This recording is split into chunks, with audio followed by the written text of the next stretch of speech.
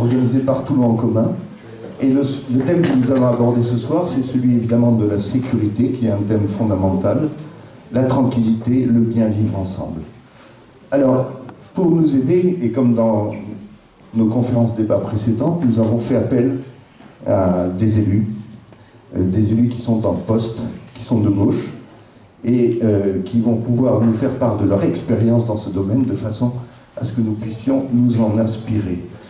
Interviendront ce soir donc Lénaïque Briero, Lénaïque, qui est donc adjointe au maire de Rennes et en charge de la sécurité.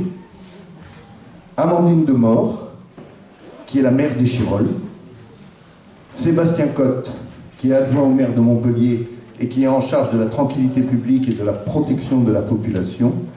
Et Yannick Oanessian, qui devrait arriver très rapidement maintenant, et qui est adjoint au maire de Marseille, en charge de la tranquillité publique. Voilà, et bien entendu, ce débat sera animé par Magali. Je pense que vous connaissez tous maintenant Magali, notre tête de liste pour les élections de mars 2026. Voilà. Alors, avant de te passer la parole, Magali, juste deux, trois petites précisions. D'abord, nous avons... Ah oui, il faudrait que tu l'affiches, voilà.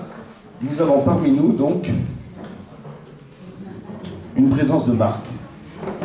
Non pas Marc, mais la présence d'Anthony Caillé, d'accord, qui vient de sortir un livre, voilà, sur Que peut la police. Et Marc est au niveau... Marc, tu vois, j'y arriverai. Anthony, en fait, est à la CGT Police, donc au niveau national, et bien entendu, il prendra la parole au cours de ce débat. Point suivant. Si tu veux bien passer la diapo. Voilà. L'idée, c'est que vous puissiez intervenir le plus souvent possible, le plus possible au cours de ces débats, que vous ne soyez pas uniquement auditeurs des interventions des uns et des autres, mais que, bien entendu, vous puissiez vous poser les questions que vous souhaitez. Et pour cela, donc, notre ami Christian, que je vois là, a dû préparer des petites fiches, d'accord, que vous pouvez prendre ou qu'on va vous distribuer, sur lesquelles, si vous avez une question à poser et vous trouvez, franchement, on n'est pas assez attentif à votre demande de parole, eh bien, vous écrivez la question, je la prendrai et je la lirai pour vous. Voilà, dernier point, évidemment. Je reviendrai au dernier point tout à l'heure. Le dernier point, c'est, bien entendu, nous avons besoin de votre soutien, d'accord? Donc, nous avons... Bien entendu, des petits formulaires de soutien que vous pourrez signer à la fin de cette conférence débat. Et si vous souhaitez en plus faire un don, notre mandataire financier est là, et donc il est habilité à prendre des dons pour la campagne. Magali, je te laisse la parole, à toi de jouer, et on va mettre nos amis en... Alors, je vais parler très très rapidement, simplement pour ouvrir le sujet, ouvrir le débat et l'ouvrir peut-être un peu différemment de ce qu'on a l'habitude de faire lorsque l'on entend parler de sécurité. Et je vous propose de commencer par une approche, si vous voulez bien mettre le diaporama, une approche étymologique. Alors vous voyez, c'est la spécialiste de littérature qui vous parle. Je suis allée voir un petit peu ce terme sécurité, d'où il nous venait et finalement qu'est-ce qu'il nous disait. Bien, le mot sécurité vient du latin securitas, et securitas, c'est pas une petite leçon de littérature, ça prendra 30 secondes, mais securitas, c'est sine cura en latin. Sine cura, ça signifie celui qui est en sécurité, c'est celui qui est sans inquiétude. Il n'a pas besoin de soins. Vous voyez que dans cura, on entend ces métiers du care, ces métiers du soin. Et donc celui qui est en insécurité, lui justement, il est dans l'état de celui qui a besoin de soins. Et à travers cette approche de la sécurité, ce qui me semble intéressant, c'est qu'on rapproche les métiers de la sécurité des métiers du soin, des métiers de la proximité, des métiers de l'accompagnement des personnes, au même titre que l'éducation et la santé. Et donc pour nous qui portons une vision de gauche et de progrès, la sécurité, c'est un bien commun, c'est prendre soin du plus proche et c'est rester au plus proche du citoyen. C'est dans cette orientation-là que je vous propose de lancer le sujet avec quelques éléments de chiffres. Les chiffres que nous obtenons sur les questions de sécurité à Toulon, ils permettent d'abord d'avoir un peu le camembert des délits qui sont identifiés dans notre grande ville. Et ce que vous voyez par exemple, c'est que, eh bien, il n'y a pas d'explosion de l'insécurité à Toulon. Les courbes que vous voyez, elles sont soit descendantes, hein, les vols et cambriolages, soit légèrement montantes. Et si je regarde la courbe qui monte le plus, la violence contre les personnes, on peut passer à la diapo d'après, eh bien, les violences contre les personnes, elles sont notamment expliquées aujourd'hui par des violences, des coups et blessures intrafamiliaux et des violences sexuelles et sexistes. C'est-à-dire que nous avons des problématiques nouvelles qui jusqu'à présent n'étaient souvent pas déclarées et qui aujourd'hui se font jour, heureusement, hein, et permettent d'expliquer cette augmentation aussi que l'on voit. Donc il n'y a pas d'explosion de l'insécurité. C'est une fausse information. En réalité, les chiffres sont plutôt des chiffres maîtrisés, en tout cas, même si on ne peut pas se réjouir, bien sûr, hein, de ce genre d'augmentation des violences sexuelles ou des coups et blessures intrafamiliales. Dernier point, les chiffres qui concernent la sécurité à Toulon, c'est d'une part les effectifs de police municipale. Aujourd'hui, en 2022, c'était 132 policiers municipaux, je crois que c'est 134 ou 136 aujourd'hui. C'est un nombre quand même représentatif, hein, assez important. Vous voyez, notre petite ville, enfin notre ville de Toulon est en foncé, c'est-à-dire qu'il y a beaucoup de policiers municipaux par habitant. Il y a bien sûr des effectifs de police nationale et des effectifs de gendarmerie. Tout l'enjeu étant de coordonner les périmètres de ces différentes polices. Ça fera partie des sujets qu'on abordera aujourd'hui. Et puis bien sûr, coordonner des questions de sécurité, c'est ne pas s'en arrêter là, et c'est bien envisager tous les acteurs qui contribuent à la sécurité et à la tranquillité publique. D'une part, les acteurs de la médiation, de la prévention, mais aussi tous ces acteurs sociaux, ces acteurs du monde associatif, le monde de l'école, de la culture, de l'économie, tous ces acteurs de la proximité qui, en fait, ont tous un rôle à jouer pour notre sécurité et notre tranquillité publique. Voilà, donc c'est envisager les choses en grand format que je vous propose aujourd'hui, plutôt que d'avoir en quelque sorte la loupe sur une question et un type de personnel en particulier. Voilà, pour dégager la vision que nous souhaitons porter d'une municipalité qui prend à cœur les questions de sécurité, eh bien, je vais passer tout de suite la parole à la maire d'Échirolles, Amandine Damor, qui va justement porter avec vous la vision qu'elle souhaite que nous puissions véhiculer d'une mairie qui se préoccupe des questions de sécurité avec une politique de gauche. Amandine, c'est à vous. Bonsoir à toutes et à tous. Donc oui, Amandine Damor, donc je suis la maire d'Échirolles. Échirolles se situe dans la banlieue immédiate de Grenoble. Et moi, je suis maire depuis seulement 2 ans, puisque j'ai été élue par le conseil municipal en octobre 2023. Auparavant, j'étais la première adjointe en charge des questions de tranquillité publique, de sécurité publique et de prévention.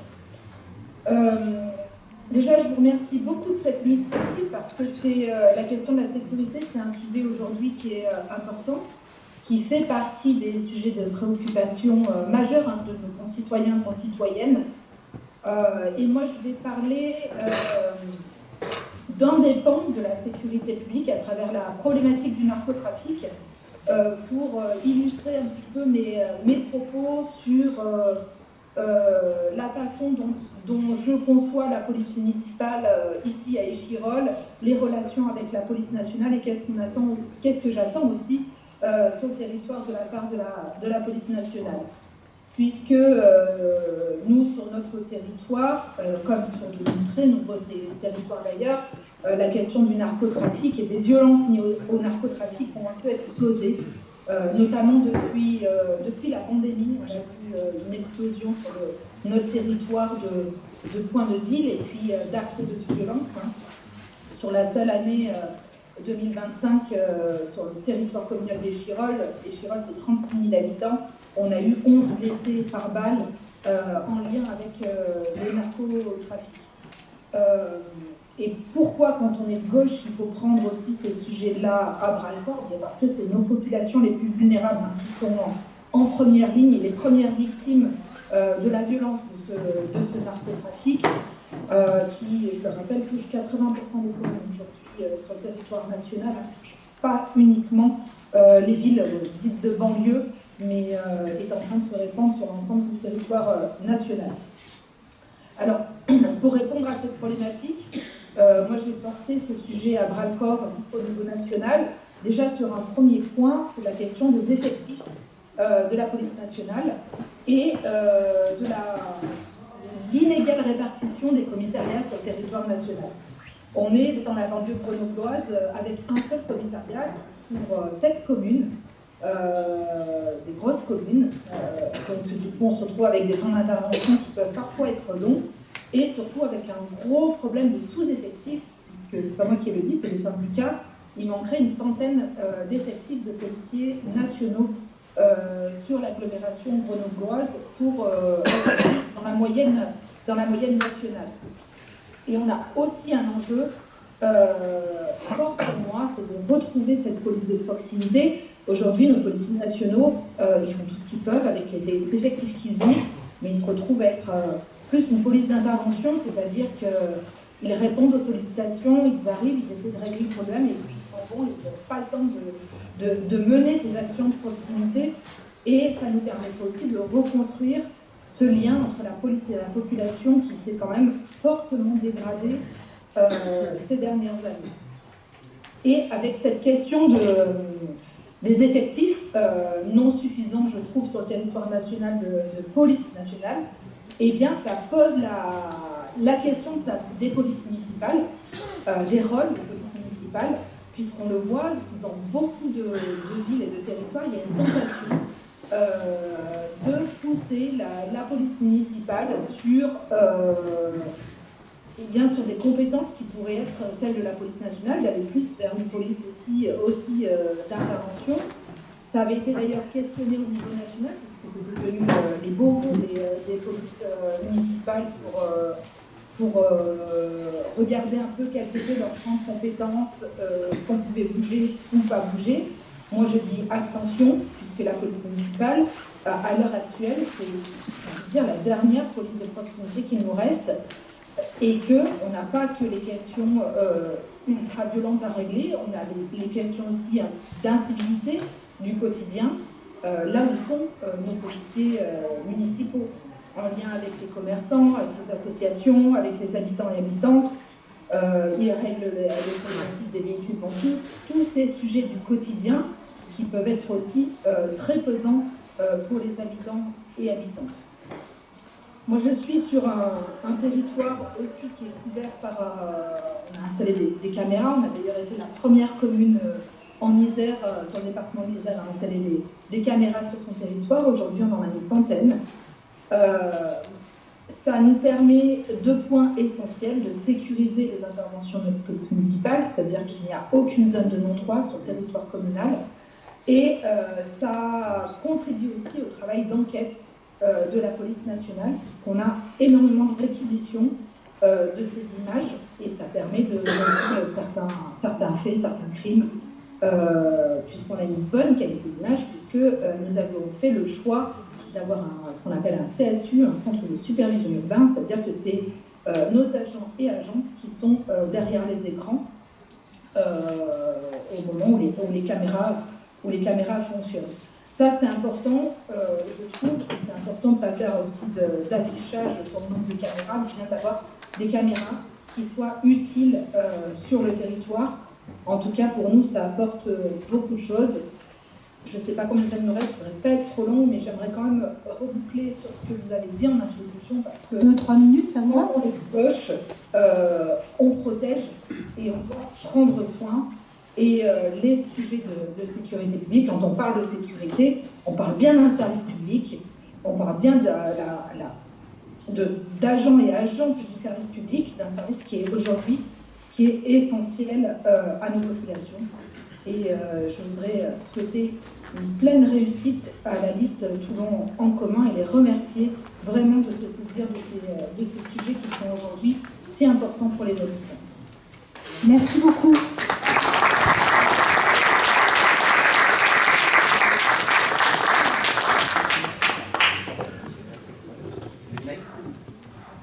Alors je propose qu'on alterne visio et présentiel. Lénaïque, tu es d'accord que nous passions la parole à Sébastien? Ça te convient? Alors Sébastien a préparé un petit diaporama qui arrive. Pendant qu'il lance le sujet, peut-être. Bien, merci à Toulon en commun pour l'invitation. Donc Sébastien Côte, adjoint maire de la ville de Montpellier. Montpellier, 315 000 habitants, j'ai dit 7 quartiers politiques, prioritaires politiques de la ville à l'intérieur de la ville et un quartier de reconquête républicaine. Moi je partage pleinement ce qui a été dit par ma collègue la maire des Chirolles. Quand on regarde qui sont les principales victimes de l'insécurité, sans trop de... c'est toujours pareil, on va avoir les jeunes, on va avoir les personnes d'origine étrangère, on va avoir les femmes, et particulièrement aussi les gens qui sont issus, qui travaillent et qui vivent dans des quartiers prioritaires politiques de la ville. Donc quand on est de gauche, si on ne s'intéresse pas à ces questions-là, ben je pense qu'on fait un contresens politique majeur. Et malheureusement, c'est un boulet que nous traînons à gauche. C'est un supposé laxisme sur ces questions-là, alors que je pense que la gauche a toute sa place et toute sa légitimité à parler de ces questions-là. Et je le redis, parce que ce sont nos électeurs, ce sont les gens pour lesquels nous nous levons tous les matins. Alors moi, je partage ce qui a été dit, donc je n'y reviendrai pas. Aujourd'hui, mais rapidement, la police nationale, le constat que nous avons fait à Montpellier, c'est que la police nationale ne peut plus tout faire. On a obtenu une augmentation de 50 effectifs en 2021 pour une ville de 50 effectifs, 50. Ça n'a pas bougé depuis, on a une ville qui gagne 5 à 6 000 habitants chaque année. Voilà. Donc très clairement, aujourd'hui, le métier de police... Donc ça, c'est un débat qu'il faut avoir. Recruter des policiers nationaux, l'attractivité de la police nationale, travailler sur la police judiciaire, tout ça, c'est un débat très légitime. Et nous devons avoir ce débat-là. Maintenant, moi je suis élu local. Moi je suis adjoint à la sécurité d'une ville de 300 000 habitants. Des mails, j'en reçois 50 par jour. 50. Des gens qui n'en peuvent plus. Et c'est pas en leur répondant, excuse-moi, c'est pas ce que tu as fait, mais je regarde les statistiques, et ça a l'air plutôt contenu que on s'en sortira.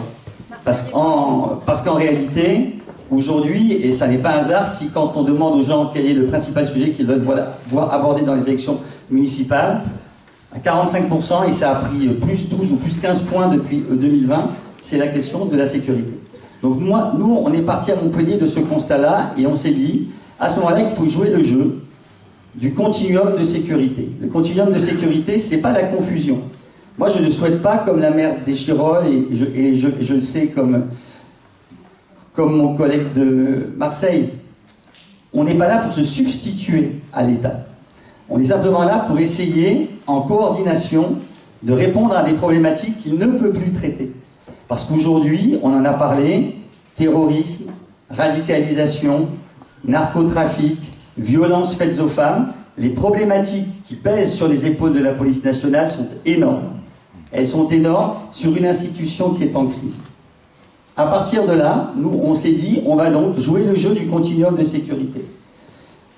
Jouer le jeu, ça veut dire créer de nouveaux outils qui ne vont pas venir en substitution de la police nationale, mais qui vont venir combler les trous qu'elle ne peut plus aujourd'hui, à date. Peut-être que si on avait un grand plan, peut-être qu'elle le pourrait, mais à date, elle ne le peut plus.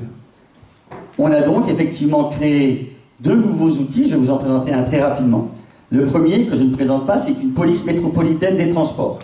On a 5 lignes de tramway sur la ville de Montpellier. On a une métropole de 500 000 habitants. Et je le dis, la police nationale ne mettait plus les pieds dans les tramways depuis 10 ans. Depuis 10 ans. Moi, c'est un constat. À partir de là, soit je suis élu local, soit je dis c'est l'État, c'est l'État, c'est l'État, et donc j'attends, je mets un cierge, hein. Voilà, je dis s'il vous plaît, monsieur le directeur interdépartemental de la police, mettez des policiers dans les transports publics. Mais sauf qu'il ne le fait pas, parce qu'il ne peut pas. Donc on a créé ça. Le second problème, et c'est ce qu'on a créé là, c'est ce qu'on appelle le GSRI, c'est-à-dire un groupement de surveillance résidentielle. Pour le dire vite, c'est une brigade de sécurité financée par des bailleurs sociaux, sous la forme, tu peux y aller, d'un GIE. Voilà, donc il a vu le jour en juillet 2023. Le GSRI, donc c'est aujourd'hui 30 agents, c'est un GIE, un groupement d'intérêt économique, 7 bailleurs fondateurs. Évidemment, les communes qui sont intéressées apportent aussi de l'argent. La ville de Montpellier apporte une contribution financière. D'autres villes de la métropole apportent une contribution financière. Pourquoi? Parce que dans le logement social, on a un vrai problème. C'est pas forcément un problème, effectivement, de crime, mais c'est un problème d'incivilité. C'est un problème de gens qui n'en peuvent plus.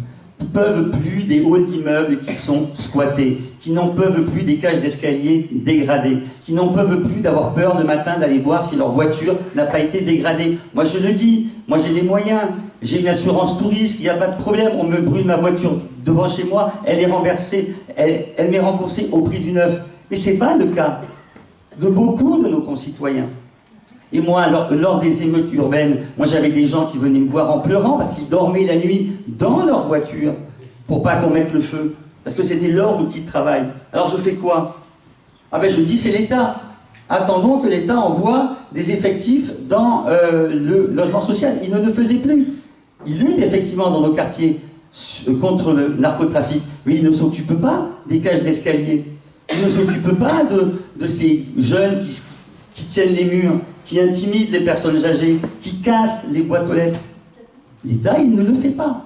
Donc on a créé cet outil, tu peux poursuivre, voilà, avec des missions clés. Vous voyez, c'est pas de la sécurité, c'est de la tranquillité. Ils sont pas armés en létal, hein, ils n'ont pas le droit. Bon, ils font des rondes, des patrouilles, du lien social, dialogue.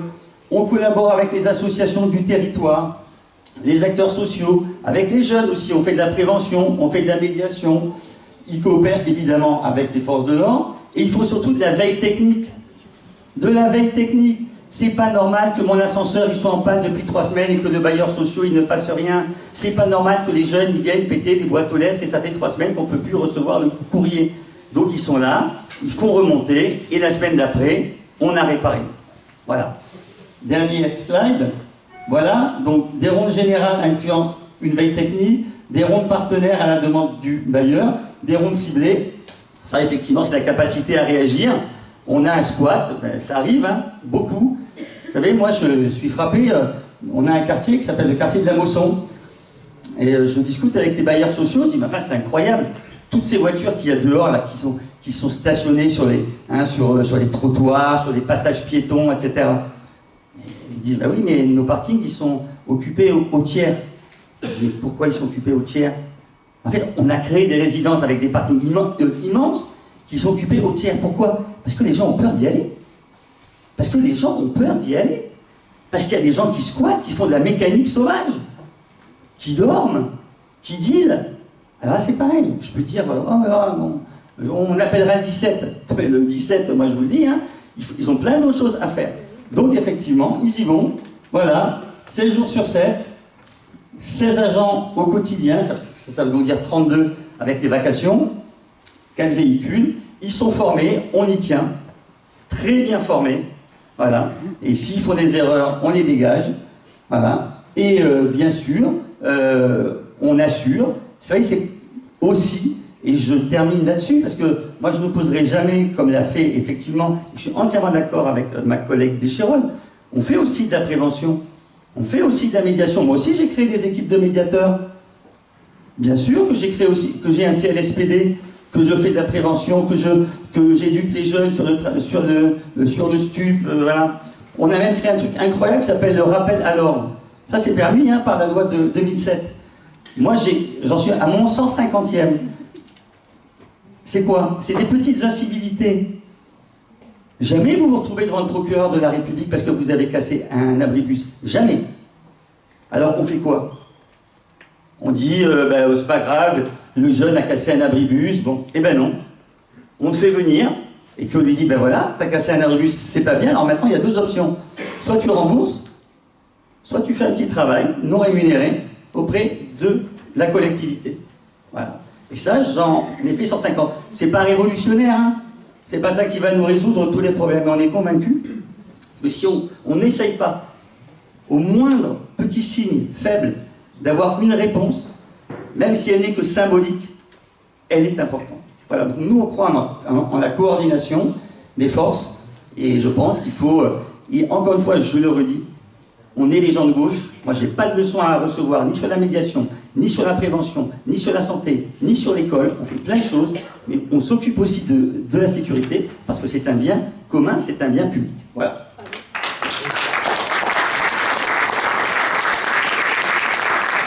Alors, vous allez garder précieusement toutes vos questions. On va aller du côté de Rennes. Et Lénaïque est avec nous. Oui, bonsoir à chacune et à chacun. Je ne sais pas si vous m'entendez bien. Tout à fait. Très bien. Merci en tous les cas, Magali, pour cette invitation. Je suis ravie de pouvoir y participer. Alors, certes en distanciel, parce que Rennes et Toulon, ça fait une petite distance, mais ravie d'être à vos côtés en visio pour partager des problématiques qui nous occupent et nous préoccupent au quotidien sur Rennes avec la maire de Rennes, Nathalie Appéré. Donc je suis l'adjointe à la maire de Rennes. Rennes compte à peu près 215 000 habitants. Alors moi je voulais à la fois vous dire, je le dis régulièrement, que la lutte contre l'insécurité, elle s'engage sur des fronts multiples. Sécuritaire, bien sûr, et là on est plutôt dans le champ de compétences de la police nationale, mais néanmoins la Ligue de Rennes, dans le cadre de ses compétences, de ses prérogatives, a souhaité prendre toute sa part dans un contexte sécuritaire qui aujourd'hui prend des proportions très importantes. On le sait bien au niveau national, avec, la maire d'Échirolles l'a dit, une submersion du narcotrafic dans nos territoires. Et donc très concrètement, sur Rennes, sur le volet sécuritaire, on a souhaité avec la maire de Rennes augmenter les effectifs de la police municipale. On les a augmentés, on a 40 agents de police municipale supplémentaires qui ont été recrutés en début de mandat, à ce qui porte nos effectifs de police municipale sur Rennes à 115 policiers municipaux. On a élargi leurs horaires d'intervention. Aujourd'hui, on a des policiers municipaux qui interviennent jusqu'à 2h30 le matin, les jeudis, vendredis, samedis. On les a dotés aussi de pistolets à impulsion électrique pour leur propre sécurité. Et puis on a souhaité aussi augmenter de manière assez significative le nombre de caméras de vidéoprotection. Alors, on le sait bien, hein, ce n'est pas l'alpha et l'oméga. On le déploie de manière avec parcimonie, hein, dès lors que c'est utile, dès lors que c'est objectivé, dès lors que c'est partagé avec la police nationale. On procède à l'installation de vidéocaméras pour à la fois sécuriser les interventions de la police, mais aussi pour essayer, parce que il faut être très clair, hein, l'installation de vidéoprotection, elle ne dissuade pas malheureusement les faits, mais elle est utile en tous les cas pour les enquêtes. Rennes, hein, pas de tabou, pas de dogme par rapport au fait d'avoir plus de jeux dans la ville, hein, c'est vraiment notre souhait, et puis aussi le développement des vidéoprotections.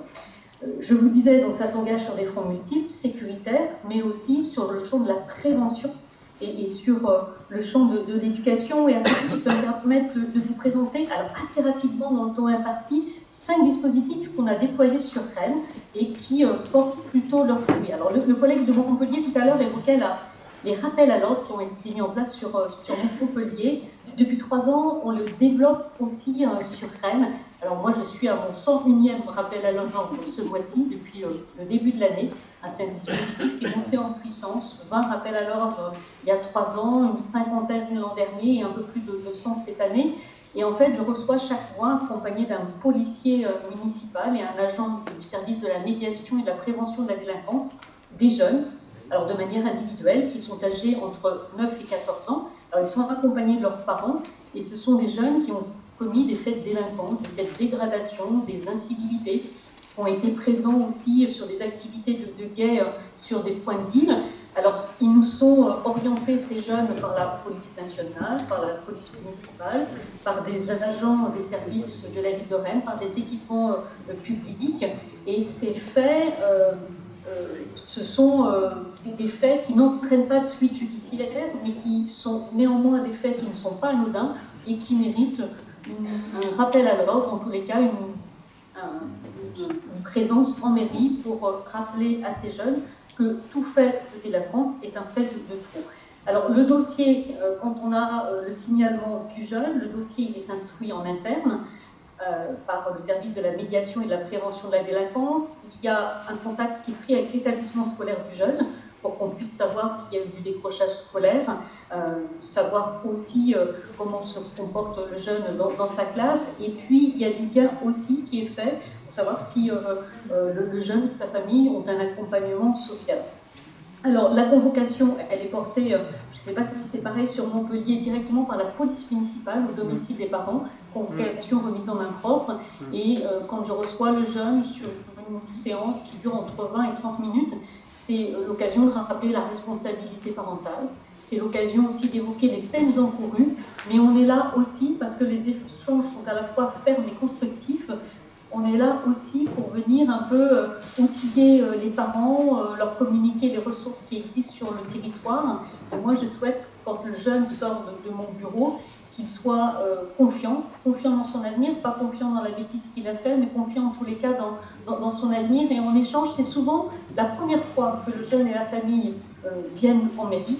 Et c'est souvent la première fois qu'ils ont un contact avec l'institution.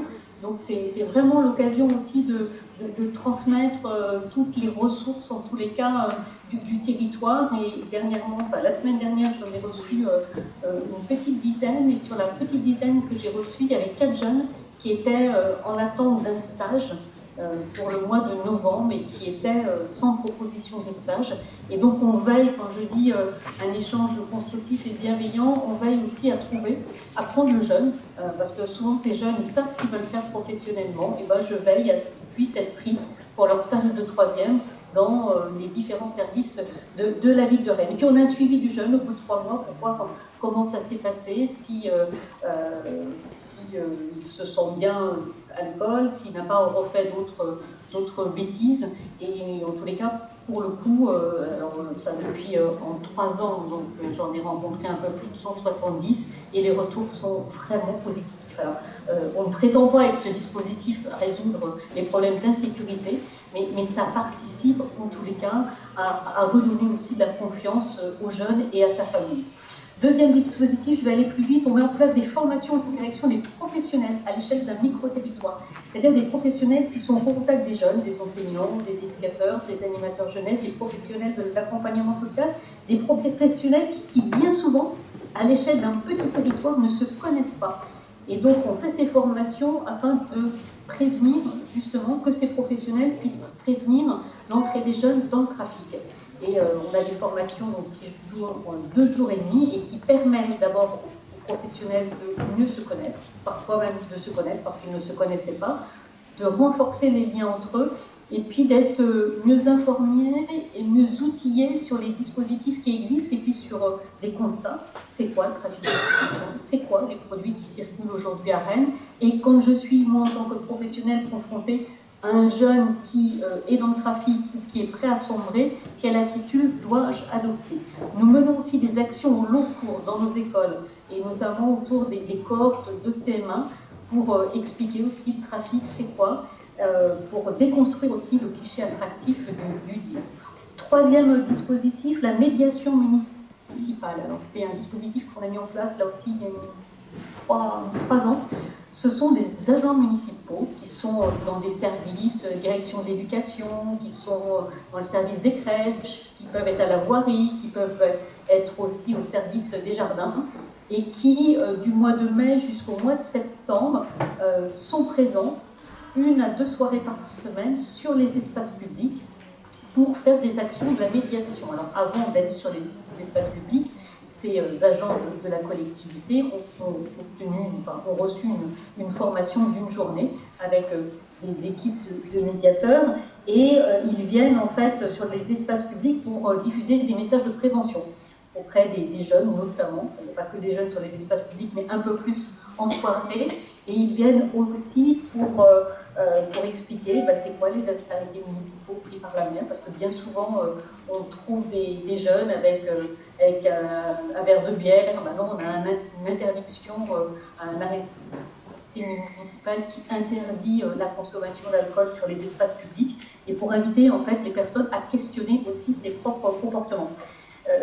Donc ça, c'est complémentaire, cette médiation municipale. Alors c'est des agents qui sont bien évidemment volontaires pour le faire, et c'est complémentaire avec tous nos dispositifs de médiation qui sont présents aussi sur les espaces publics le soir. Médiation de rue, médiation aussi avec un dispositif qui s'appelle Nos Ambules, et qui est plutôt là pour faire de la médiation autour des questions de santé. Quatrième dispositif, on a mis en place des rendez-vous police-habitants. Un policier national et un policier municipal, qui sont en civil et qui, une fois par mois, sont présents dans des équipements publics pour recueillir la parole des habitants, les sujets d'inquiétude et de préoccupation, et pour après adapter, pour apporter des réponses. C'est une personne qui va venir et qui a un problème avec un point de deal en bas de chez lui, donc ça permet de faire remonter aussi les informations quand on ne les a pas auprès de la police nationale, dont ce sont les prérogatives, la lutte contre le trafic de stupéfiants.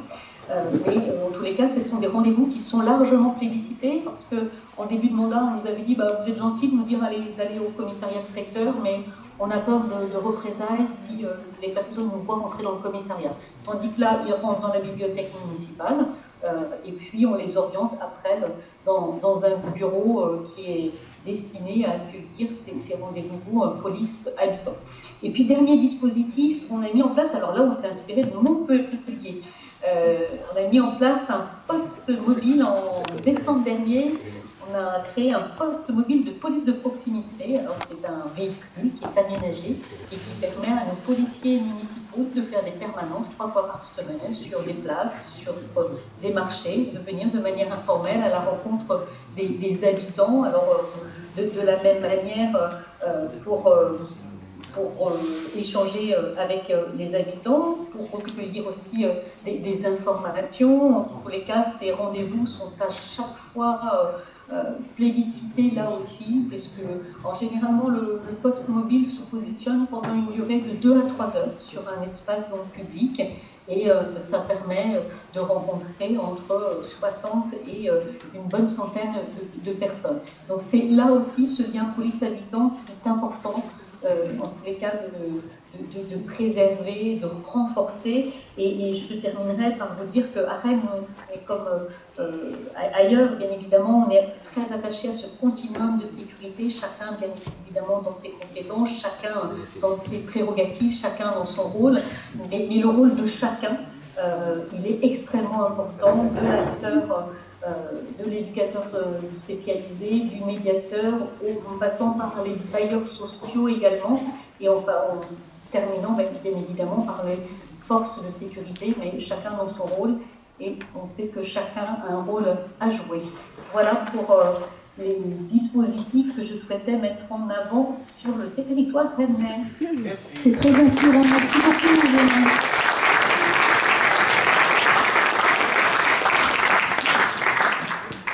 Alors on termine avec nos amis marseillais qui nous ont rejoints, et Yannick, je vais te laisser évoquer des questions notamment de complémentarité entre les activités des différents organes de police. Bien, merci Magali.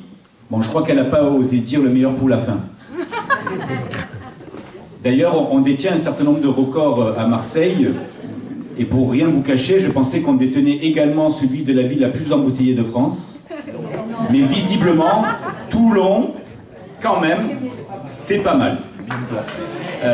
Et donc, je crois que, d'ailleurs, dans les prochaines semaines et les prochains mois, il vous reviendra, évidemment, de réfléchir à la façon dont on organise l'aménagement urbain et comment on arrive à mieux organiser les routes qui mènent au moins jusqu'à Toulon, et d'ailleurs qui désengorgent aussi Toulon. Mais enfin, c'est pas le sujet pour lequel je suis venu vous parler ce soir.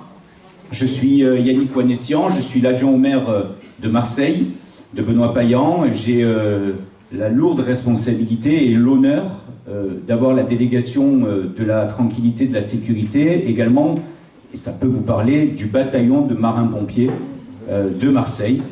Et nous recevrons d'ailleurs, pas plus tard que dans 2 jours précisément, le Dixmude, le plus grand porte-hélicoptère de la Marine nationale, qui a comme ville marraine Marseille et qui fera escale dans le port de Marseille. J'ai envie de commencer simplement en vous disant ceci, qu'il est bon de se retrouver avec des femmes et des hommes qui mènent le même engagement que moi dans finalement des villes qui ne se ressemblent pas tant que ça, de par leur dimension, de par leur réalité sociale, économique, et qui pourtant, il y a là que des discours qui font sens pour moi et qui permettent d'apporter un peu de nuance, et je voudrais commencer par là, dans le débat qui anime tous les jours le pays sur les enjeux de sécurité.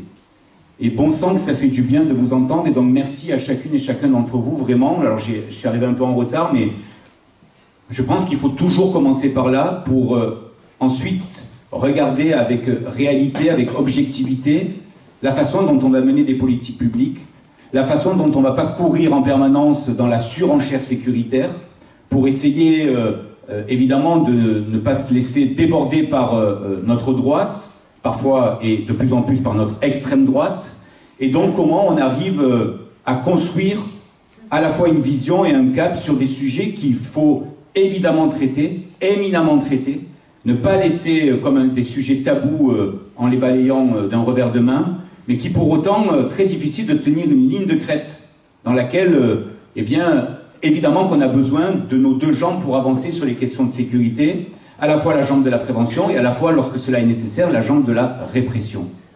Et tous les sujets qui ont été évoqués préalablement, ce sont des thématiques que nous avons évidemment mis en action à Marseille. Mon collègue à Montpellier parlait des rappels à l'ordre, on parlait des PC mobiles, on parle également de la prévention et de la médiation sociale qui s'organise sur le territoire. C'est absolument nécessaire. Et toutes et tous, autant que nous sommes et les communes auxquelles nous appartenons et pour lesquelles nous nous engageons, on a tous engagé plus ou moins les mêmes leviers. Marseille, dans son échelle, dans sa dimension évidemment, est vertigineuse. De ce point de vue-là, c'est plus de 900 000 habitants, c'est 111 quartiers, 16 arrondissements, c'est une métropole qui est un mastodonte qui compte 92 communes, qui vient tout écraser sur son passage. Marseille, évidemment, à elle seule, a connu, avant que nous arrivions, nous, dans nos fonctions, 25 années d'une même équipe municipale, 25 ans. Donc ça laisse des traces. Et puis, sur les questions de sécurité et de tranquillité, eh bien, contrairement aux idées reçues, cette ville était dirigée par la droite, et ils ont installé au fil des années cette idée que finalement, ils ont le monopole de la sécurité, pour ne paraphraser personne. En réalité, quand nous prenons nos fonctions dans cette ville, il y a un peu moins de 390 policiers municipaux. Si vous faites le ratio et vous ramenez ça au nombre d'habitants, c'est dérisoire.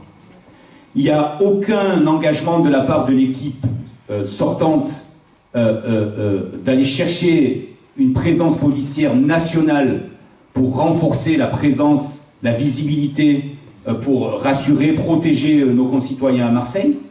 Au contraire, c'est une équipe qui a largement et allègrement participé à cette idée depuis 2007 qu'il fallait réduire le nombre de fonctionnaires dans ce pays, qui ont participé à ce que tous les départs en retraite ne soient pas remplacés. Et donc on arrive avec l'équipe municipale dans une ville qui en réalité sur ces aspects-là est très mal organisée et très mal munie. Et donc tout le travail qui a consisté en 5 ans pour nous a été, avec notre bâton de pèlerin, comme l'ont fait tous les collègues, d'aller chercher des effectifs nouveaux de policiers nationaux, tout en considérant qu'on avait notre part aussi à faire sur notre police municipale, sur notre engagement. Nous, c'est une police municipale qui est dotée de l'arme létale. Donc il faut évidemment, vous comprenez bien là les enjeux, mettre beaucoup de moyens dans la formation des policiers municipaux, les mettre à l'image de cette ville, c'est très important. Je crois que ça comptera aussi pour Toulon de penser une police municipale à l'image de sa ville, qu'elle ressemble à sa ville, et qu'elle soit aussi dans des enjeux de proximité, des missions d'îlotage qui remettent de la confiance entre nos concitoyens, mais aussi les commerçants, les riverains, alors nous on a des comités d'intérêt de quartier, je ne sais pas comment ça se passe ici, mais et donc tout ceci est extrêmement utile. C'est la partie non visible, mais c'est un travail acharné au quotidien qui permet de remettre du sens en fait dans l'action de la police municipale et dans sa relation avec la police nationale. Et quand vous vivez dans une ville qui a connu en 2023 pas moins de 50 homicides, 50 narco-homicides, eh bien vous êtes obligé en fait de vous rendre à l'évidence. Il y a quand même un sujet dans ce pays, notamment sur la question du narcotrafic. Et que là aussi, si on reste sur des petites mesurettes, alors je pense qu'on n'est pas à la hauteur des enjeux. Et les enjeux, ils sont bien sûr socio-économiques, mais ils sont aussi de santé publique. Et pourquoi je le dis? Parce que toutes les grandes villes, toutes les grandes métropoles sont confrontées aux mêmes difficultés. Avec, encore une fois, une échelle particulière pour Marseille, qu'on appelle deuxième ville du pays, mais qui en réalité, si on prenait vraiment Marseille dans sa globalité et qu'on comparait à Paris, Intramuros ou à Lyon, mais Marseille c'est 2 fois et demi Paris et 5 fois Lyon. Et donc il faut bien comprendre que les enjeux ne sont pas tout à fait les mêmes. Et donc sur la question du narcotrafic, en quelques mots, 5 minutes. Il a fallu pour nous, évidemment, d'abord comprendre là aussi les enjeux et l'urgence. Se dire que organiser des opérations coup de poing par la police nationale qui intervient dans les cités, etc., il le faut. C'est important pour montrer que l'autorité de l'État est présente partout et ne s'empêche de rentrer nulle part. Mais ça ne suffit pas. Et donc il fallait donner des moyens nouveaux. Ce qu'on appelle, nous, toujours avec le maire de Marseille, c'est qu'aujourd'hui c'est tentaculaire. Et c'est une pieuvre qui s'organise tous les jours. C'est des filières mafieuses internationales. Le narcotrafic international, qui passe par le port de Marseille, mais qui en réalité ne s'arrête pas à Marseille. Bon, et donc il faut s'attaquer à la racine du mal, à la tête de la pieuvre. Et donc, une fois qu'on a coupé les tentacules, c'est une chose, mais la tête de la pieuvre, souvent ce sont des commanditaires qui sont à l'extérieur des frontières nationales, voire même à l'extérieur des frontières européennes. Et donc là où il fallait mettre l'accent, c'est une coopération plus importante européenne, qui donne des moyens à la ville de Marseille. Ces moyens, c'est notamment sur un parquet spécialisé. Nous, on a obtenu un parquet spécialisé qui traite ça tous les jours. Ça paraît rien, ça paraît futile, ou en tout cas très terre à terre, mais c'est essentiel. Et donc, un parquet spécialisé, de la même façon qu'on en connaît un pour l'antiterrorisme, eh bien, nous, on a considéré que c'était une bagarre, une bataille qu'il fallait mener de la même façon. Parce que sinon, on n'arriverait pas au bout de cette histoire. Et on n'y arrive pas encore. Mais on a quelques résultats. Et donc on a dit des moyens à la justice, des moyens chez les magistrats, des moyens au parquet, des moyens bien sûr dans la police nationale, avec une police judiciaire qui doit se renforcer. Et donc là aussi on a travaillé à cela. Et donc, ensuite, quel est l'enjeu pour une municipalité sur ces questions-là? Ben là aussi, c'est pas rien. Il me reste quoi, 2 minutes? En réalité, c'est... là aussi, recréer du lien au travers des jeunes générations, donc remettre une police municipale qui va dans les classes secondaires, expliquer, raconter à quel point, évidemment, c'est catastrophique de rentrer dans une quelconque addiction. Et donc ce travail-là auprès des jeunes générations, il est essentiel. Et on travaille peut-être pour les générations, pour ceux qui nous remplaceront et qui prendront notre place, peut-être les résultats se verront dans 10 ans, 15 ans, 20 ans, j'en sais rien. En tout cas, je l'espère de tout mon cœur. Mais ce travail-là, nous le faisons aussi en pied d'immeuble. Lorsqu'on crée un vrai une vraie organisation avec les services de police, les services de l'État, les services municipaux, le bataillon de marins-pompiers. On arrive en pied d'immeuble et on va à la rencontre de ces jeunes pour évidemment recréer un lien et dire ne faites pas ça. Ne faites pas ça. Vous avez entendu parler du protoxyde d'azote, vous savez, ce gaz hilarant. On est tous confrontés aux mêmes difficultés. Et on voit à quel point ça crée du désordre et des dégâts sur les jeunes. Catastrophique. Dans le cerveau, ça rend pour certains une paralysie partielle ou totale. Enfin. Et donc, c'est ce travail-là qu'on a à faire. Et alors, il est colossal. Et je terminerai par là. Il est colossal parce qu'on a l'impression d'être face à une montagne de difficultés auxquelles il faut qu'on nous on fasse face parce qu'on est élu, qu'on s'est engagé, qu'on a pris un engagement devant nos concitoyens. Mais il n'y a pas de fatalité. À rien. Et je pense qu'on est vraiment capable, lorsqu'on s'engage en politique, lorsqu'on y met des moyens, lorsque ce que l'on fait prend du sens auprès de nos concitoyens, alors tout est possible. Seulement, il y a des choses qui sont plus ou moins importantes, des sujets qui vont nécessiter plus ou moins de temps. Mais croyez-moi, on y arrive. Il faut bien sûr se retrousser les manches. Et évidemment que je souhaite à ce que évidemment, Toulon puisse aussi s'engager à relever ce défi. Et je sais qu'on est capable de le faire. Et je sais, et vous voyez ce soir, qu'il y a un réseau d'élus, quel que soit de où on vient, partout en France, qui pensent la même chose, qui ont envie d'aller dans le même sens et qui ont envie de s'engager. Merci.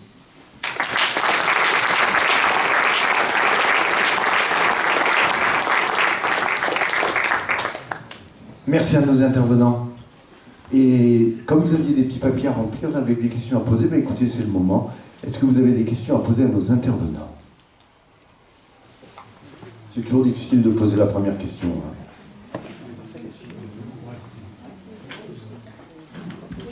Alors, Céline, attends, on va faire circuler. Par contre, on va faire Sophie.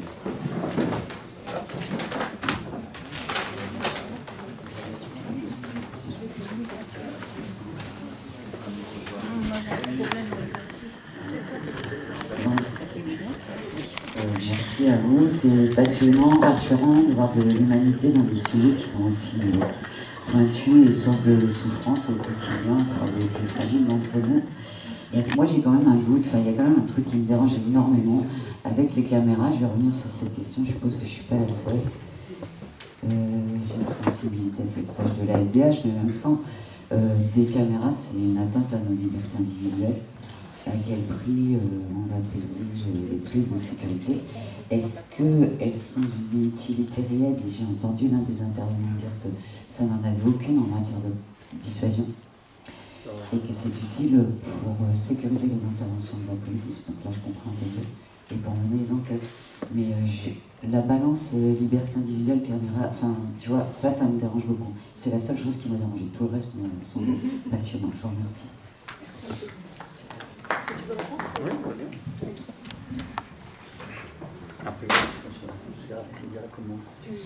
Alors, sur la question des caméras, moi je pense que, en fait, c'est comme tout en matière de sécurité, je pense qu'on est tous d'accord, il n'y a aucune baguette magique. Aucune. La baguette magique, ça n'existe pas. La seule chose, c'est d'essayer ce qu'on essaye tous de faire. Et c'est vrai qu'il y a ce réseau des élus, et des élus de gauche d'ailleurs, qui s'occupent de sécurité. Il y a des associations, France Urbaine, Forum Français de Sécurité Urbain, on en est tous membres. Et en fait, la caméra, c'est un outil. Alors moi, je ne suis pas complètement d'accord quand on dit qu'elle n'a aucune utilité en matière de dissuasion. C'est pas vrai. C'est pas vrai. On le voit, on met une caméra là où il y a un point de deal, le point de deal se déplace. Alors, on règle pas le point de deal. Non, mais je termine. Donc, ça, voilà. Deuxième chose. Effectivement, ça sécurise les interventions de la police municipale, en particulier, et de la police nationale. Troisième chose, ça aide à la résolution d'enquête. Moi, je l'ai dit, non, ça n'est... Mais peu. Moi, je vais te dire, j'ai deux exemples qui m'ont traumatisé comme adjoint au maire. C'est la pire chose qui peut arriver. On m'appelle deux soirs. Une fois en plus, c'était un metteur en scène de théâtre qui s'appelle Alain Françon. Il était dans les rues de Montpellier. On lui tranche la gorge. On lui tranche la gorge. Même chose, une jeune fille dans un autre quartier, elle rentre chez elle, elle sent une ombre, on lui tranche la gorge.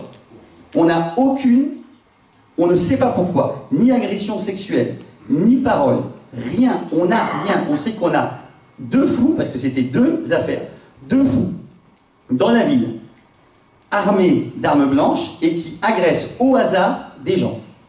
Eh bien, si on n'avait pas eu les caméras pour repérer depuis le moment de l'agression, d'où est-ce qu'ils venaient, et on a refait tout leur parcours, si on n'avait pas fait ça, on ne les aurait pas trouvés. C'est peut-être pas beaucoup d'eux, mais ces 2 victimes là, ces 2 victimes, eh bien, je peux te dire que tous les jours, maintenant, elles disent merci.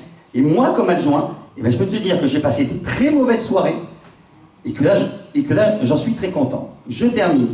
Parce que là, on adopte toujours la vidéo sur la question de la sécurité, je dirais, un peu hard. Mais Yannick, c'est aussi de quoi je vais parler. On peut aussi faire d'autres choses avec les caméras. Et notamment ce qu'on appelle la vidéo-verbalisation. Parce que quand, et j'espère que Toulon en commun développera les pistes cyclables, parce que j'en ai pas vu beaucoup moi non plus en arrivant, je peux te dire que j'ai vu beaucoup de voitures, mais j'ai pas vu beaucoup de vélos. Bon. Nous, on a beaucoup développé les pistes cyclables. Mais je les connais, les Montpelliérains, c'est un peu comme les Marseillais, hein.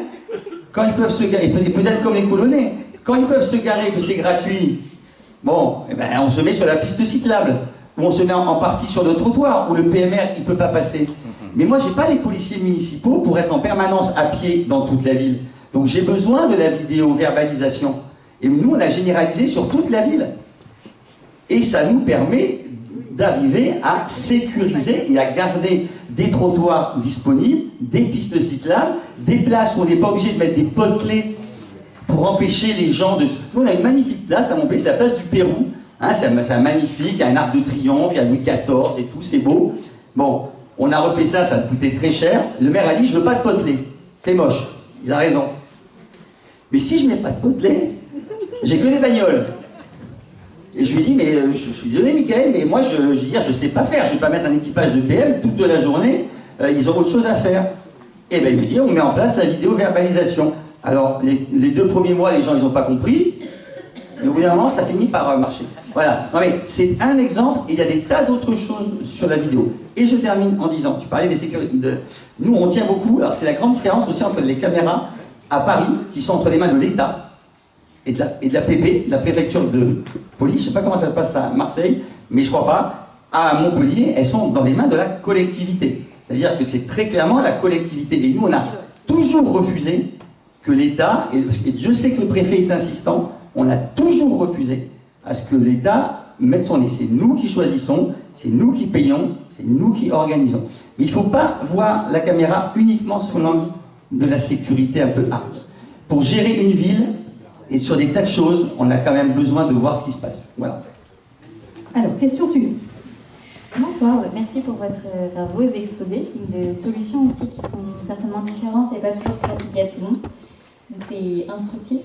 Moi, je me posais la question pour la brigade interbailleurs. Je pense qu'à Marseille, il doit y en avoir aussi, mais non, j'espère. De savoir quels sont les impacts que vous avez déjà mesurés, parce qu'effectivement, enfin, c'est un bien fondé, aussi parce que ce sont des brigades qui interviennent dans des espaces qui parfois sont pas forcément de l'espace public. Et du coup, c'est plus facile d'y intervenir que pour la police de temps en temps. Et du coup, savoir ce qui a été gagné, en fait, grâce à la mise en place de ces brigades, que ce soit à Marseille ou à Montpellier. Je ne sais pas si à Rennes, il y en a une aussi. Non. Et donc, à la fois sur les résultats en termes de réappropriation d'espace, mais aussi de réassurance des habitants, parce que je pense que c'est un peu la clé, j'allais dire de timing d'intervention, parce que généralement ils ont aussi un délai d'intervention qui peut être plus rapide que la police nationale, et du coup peut-être une baisse des incivilités, si vous avez vu quelque chose. Merci.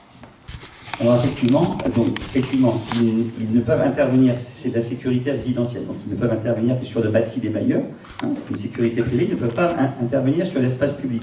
D'où la nécessité de se coordonner avec la police municipale et la police nationale, puisque, évidemment, quand ils font de l'éviction, par exemple, de jeunes en pied d'immeuble qui tiennent un point de deal dans une cage d'escalier, le jeune va se déplacer sur l'espace public, et là, il faut que la police municipale ou la police nationale soit là. Bon. Les retours, ils sont très bons. On a fait une enquête avant-après. On a fait une grande enquête sécurité auprès de nos locataires. On a un taux de satisfaction de 85%. Donc on a des gens on a une brigade quand elle entre dans certains quartiers. Moi je tiens vraiment à ce qu'aucun quartier ne soit interdit. C'est très important, Yannick l'a dit, on ne peut pas reculer. Il faut que tous les quartiers voient des forces publiques, voient des agents publics, c'est pas possible. Voilà. Et donc moi, ils sont applaudis par les locataires.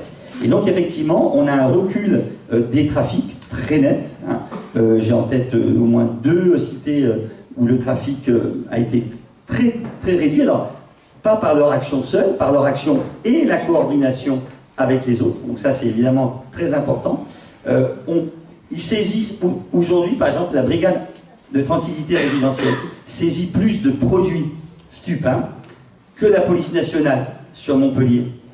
Alors on va dire, c'est pas leur boulot, sauf que c'est de la tranquillité résidentielle, parce que, je ne sais pas si vous avez vu aujourd'hui les conditionnements de la drogue qu'on a dans nos quartiers, ça ressemble à des bonbons pour enfants, ça ressemble, et si on a des locataires, des enfants de locataires qui voient et qui, voilà, c'est le bailleur qui sera attaqué. Donc je pense que c'est très très important, et donc là on a une vraie réduction, et après c'était aussi ce que je dis, ils font de la veille technique. Et on a forcé les bailleurs à avoir une sorte de tableau de suivi pour être sûr qu'une fois qu'on a fait la remarque une fois sur la cage d'escalier qui a été taguée, le GSRI, il revient la semaine d'après, elle est toujours taguée. Deuxième chose, au bout de la 3e fois, là c'est moi qui tape du poing sur la table. Et là, en règle générale, c'est fait. Bon, c'est malheureux, mais c'est comme ça. Mais c'est très important d'avoir ce suivi. Donc oui, je pense que c'est vraiment... et si aujourd'hui on les sortait, je pense que ce serait... les locataires, ils en pourraient plus. Mais après, ils font aussi du foot avec les jeunes, ils font aussi, ils font aussi de la médiation. C'est pas que de la sécurisation un petit peu dure. Allez, prochaine question. C'est pas tout à fait une question, c'est des appréciations sur ce que vous venez de dire qui donnent beaucoup d'exemples précis des sujets qui sont liés à la sécurité dans différentes villes. La question un peu de fond, alors même si je ne sais plus trop ce que ça veut dire, c'est qu'est-ce qui différencie une politique de gauche en termes de sécurité d'une politique de droite. Tel que j'ai entendu les exemples, eh bien je me demande, d'abord je ne sais pas trop ce qu'est la gauche et la droite, mais sur la politique de sécurité, il y a sur les armes létales ou sur le renforcement de la vidéosurveillance, des choses qui pour moi ne sont pas, je ne dis pas de gauche parce que je ne sais pas, mais qui ne correspondent absolument pas à ma vision de la société et ma vision de la sécurité. C'est-à-dire que c'est aller dans une surenchère électoraliste sur des moyens qui vont sur des privations de liberté pour tout le monde, sans aucun effet réel sur la délinquance. Mais en même temps, j'entends absolument ce que vous dites les uns et les autres de différentes villes, alors notamment Rennes, puisque c'est la ville où je suis né, où quand je suis né jusqu'à mes 20 ans, il n'y avait aucun problème. Bon, donc les choses ont changé. J'ai aussi une expérience dans d'autres villes, une qui me semble intéressante, qui complète ce que vous avez dit et certainement qui correspond à ce que vous avez vécu. C'est la question des ascenseurs. Donc dans la ville dont je m'occupais, là, les ascensoristes devaient discuter avec les trafiquants de drogue pour savoir quand est-ce qu'ils pouvaient venir. Les dirigeants ne pouvaient pas venir, mais comme il y avait quand même besoin de l'ascenseur pour livrer, et que ce n'était pas des ogres qui allaient tuer les ascensoristes pour leur piquer les 20 € qu'ils avaient dans leur poche, donc ça se passe par un accord. Donc ce que je me demande sur le plan politique, en tant que, pour ce soir, liste de gauche et municipalité de gauche, comment nous faisons différemment que rentrer dans la surenchère sur la sécurité. Donc moi je suis pour le désarmement complet des polices municipales et je suis contre les polices municipales. Donc là nous nous sommes battus, moi en tant que communiste, tout le temps contre les polices municipales qui sont des milices adjointes et pour un renforcement de la police nationale et un renforcement de la formation des policiers nationaux. On va vous répondre peut-être. Je vais à peu près terminer. J'étais sur les ascenseurs, et là je termine sur l'exemple des ascenseurs. C'est-à-dire, qu'est-ce qu'au plan municipal est possible comme arrangement dans les quartiers les plus difficiles ou sur une... alors à Toulon, je ne ressens pas de climat d'insécurité du tout. Mais comment on le fait sur le plan municipal et comment on coordonne ça avec une politique nationale qui ne rentre pas dans la surenchère avec des élus d'autres villes et des élus de notre propre ville. Merci. Alors, est-ce qu'on donne la priorité à l'ENAIC parce que entre René peut-être, est-ce que tu souhaites répondre l'ENAIC? Ou est-ce que c'est Yannick? En fait, tu n'as pas bien entendu? Je n'entends pas bien ce qui est dit dans la salle. Alors on va laisser Yannick. On va laisser Yannick commencer. Si tu veux compléter, je te laisserai compléter. En fait, je n'ai pas entendu la question. On va reprendre. Bon, mais comme il y en a eu pour 10 minutes de questions. Non, simplement, je trouve que c'est très intéressant comme débat. Et vous avez vu, du coup, je me lève. C'est très intéressant parce que, surtout par l'exemple qui a été mis en avant sur les ascensoristes. Et donc, j'ai presque envie de vous reposer la question, mais quelle serait la politique de gauche ou de droite qui finalement nous permettrait de savoir comment on doit se situer par rapport à une situation donc, de trafiquants, hein, de jeunes dealers, sur la relation qu'ils ont aujourd'hui avec les sociétés d'ascenseurs, pour savoir si on doit les accompagner, pas les accompagner, être présent ou moins présent. Moi, je vais vous dire quelque chose. Moi, je suis plutôt, en réalité, rassuré de ce que j'ai entendu dans mes convictions d'homme de gauche que je suis ce soir, de par les différents exemples qui ont été donnés. Au moins pour une raison, je ne sais pas si je suis là pour essayer de vous convaincre, mais au moins pour vous apporter des éléments concrets, c'est que la seule question qu'il faut se poser, déjà, pour savoir où on se situe, c'est finalement ce qu'on fait de cette politique publique, c'est-à-dire de où on part et de ce qu'on veut bien en faire.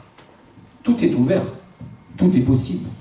Quand je vous dis par exemple que moi, dans la ville de Marseille, les choix des caméras dans la ville étaient posés de façon aléatoire, mais surtout de façon clientéliste, pour satisfaire une partie d'électorat, à l'approche et à l'aune des élections municipales. Bon, je ne sais même pas si c'est de droite, mais c'est hyper populiste et c'est clientéliste. Quand on y met beaucoup de sens dans l'utilisation de ces caméras désormais, notamment parce que moi j'ai un SAMU social dans la ville, qui, dès lors qu'il organise la nuit de la solidarité, il a besoin de recenser les personnes qui sont en grande vulnérabilité dans l'espace public pour ensuite pouvoir aller les retrouver et les prendre en charge et les accompagner. Ben ça, j'ai plutôt l'impression que c'est plutôt une sensibilité de gauche qui me ressemble, en tout cas qui me parle. Mais de la même façon que lorsque j'arrive et qu'il y a très peu de formation des policiers municipaux prévus sur les violences intrafamiliales, les violences faites aux femmes, etc., et que nous, on y vient, on y remet beaucoup de moyens là-dessus, de la même façon que lorsque on a une police municipale, une partie de notre police municipale qui avait une tendance à jouer au gros bras, un peu sous la forme de ce que vous évoquiez, c'est-à-dire une milice du maire, et puis qui arrive, etc. Et qu'en fait, on balaye tout ça et qu'on dit désormais, en fait, vous n'êtes pas la milice du maire ou quoi que ce soit, mais en fait, vous êtes tout simplement des agents de la ville, des agents, des fonctionnaires, avec, pour le coup, une qualité en plus, si je puis dire, mais en tout cas d'assurer la protection de nos concitoyens, et que vous devez y mettre beaucoup, beaucoup, beaucoup de sens, et donc finalement beaucoup de sens au-delà même de ce qu'on veut dire, c'est-à-dire vous devez être exemplaire dans votre action et dans votre travail. Mais quand on mène ce travail-là depuis 5 ans, ça me laisse à penser que c'est plutôt une sensibilité de gauche. Quand on investit l'espace public avec la médiation sociale, qu'on retrouve le sens de l'action dans les jeunes, auprès des jeunes, dans les quartiers, etc., ça me laisse à penser que c'est plutôt une sensibilité de gauche. Et après, il y a le grand débat de, évidemment, on pourrait remonter à Clémenceau et les brigades du Tigre, mais il y a le grand débat de, finalement, y a-t-il besoin d'une police municipale dans ce pays, parce qu'il y a une forme effectivement d'injustice. Et vous avez raison de ce point de vue-là. Il y a toujours des communes qui auront plus de moyens et qui pourront se doter de plus de policiers, et des communes qui n'en auront pas et qui ne pourront pas le faire ou peu le faire. Mais c'est un débat national. La réalité, c'est qu'aujourd'hui, dans nos communes, dès lors qu'on a vu le recul de la police nationale, le recul de l'État sur ces enjeux-là régaliens et de sécurité publique, eh bien, notre réalité au quotidien, c'est d'apporter des réponses où malheureusement, la police nationale n'est plus. Et je ne dis pas que, finalement, c'est la solution. La solution idéale aurait été peut-être de retrouver l'État dans ses fonctions premières et d'assurer la protection de nos concitoyens partout sur le territoire, quelle que soit la commune, qu'elle compte 500 habitants ou 1 million d'habitants. Mais notre réalité aujourd'hui, c'est celle que je décris là, c'est celle qu'on décrit tous dans nos communes. Et donc il faut bien qu'on se dote de moyens nouveaux, non pas pour se faire plaisir, non pas pour courir après un électorat, mais simplement pour assurer, à minima, une protection de nos concitoyens dans l'espace public.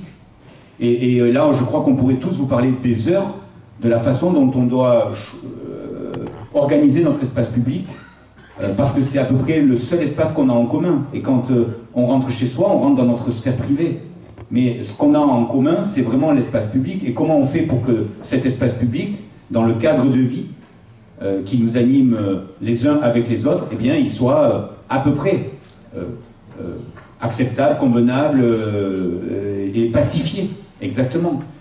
Et c'est tout l'enjeu, en fait. Et là aussi, en fait, de le prendre avec cet angle-là, j'ai l'impression de le faire, du coup, au service du plus grand nombre, pour servir l'intérêt général, et qui de mieux que les femmes et les hommes de gauche pour servir l'intérêt général. Et donc, je sais où je me situe. Voilà. Merci.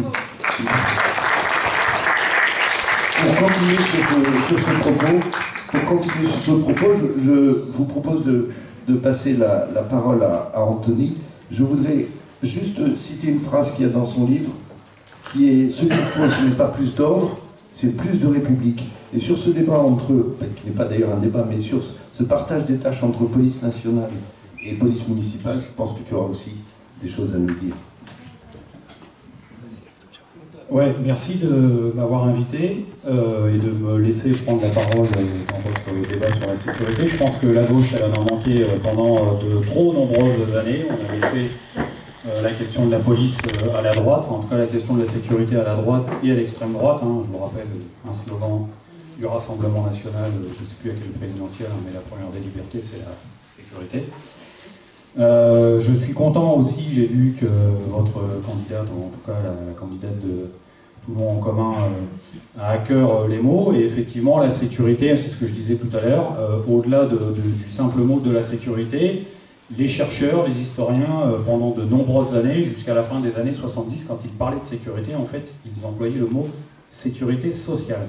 En fait, la sécurité sociale aujourd'hui, dans la tête des gens, c'est la maladie, la CAF, l'URSSAF.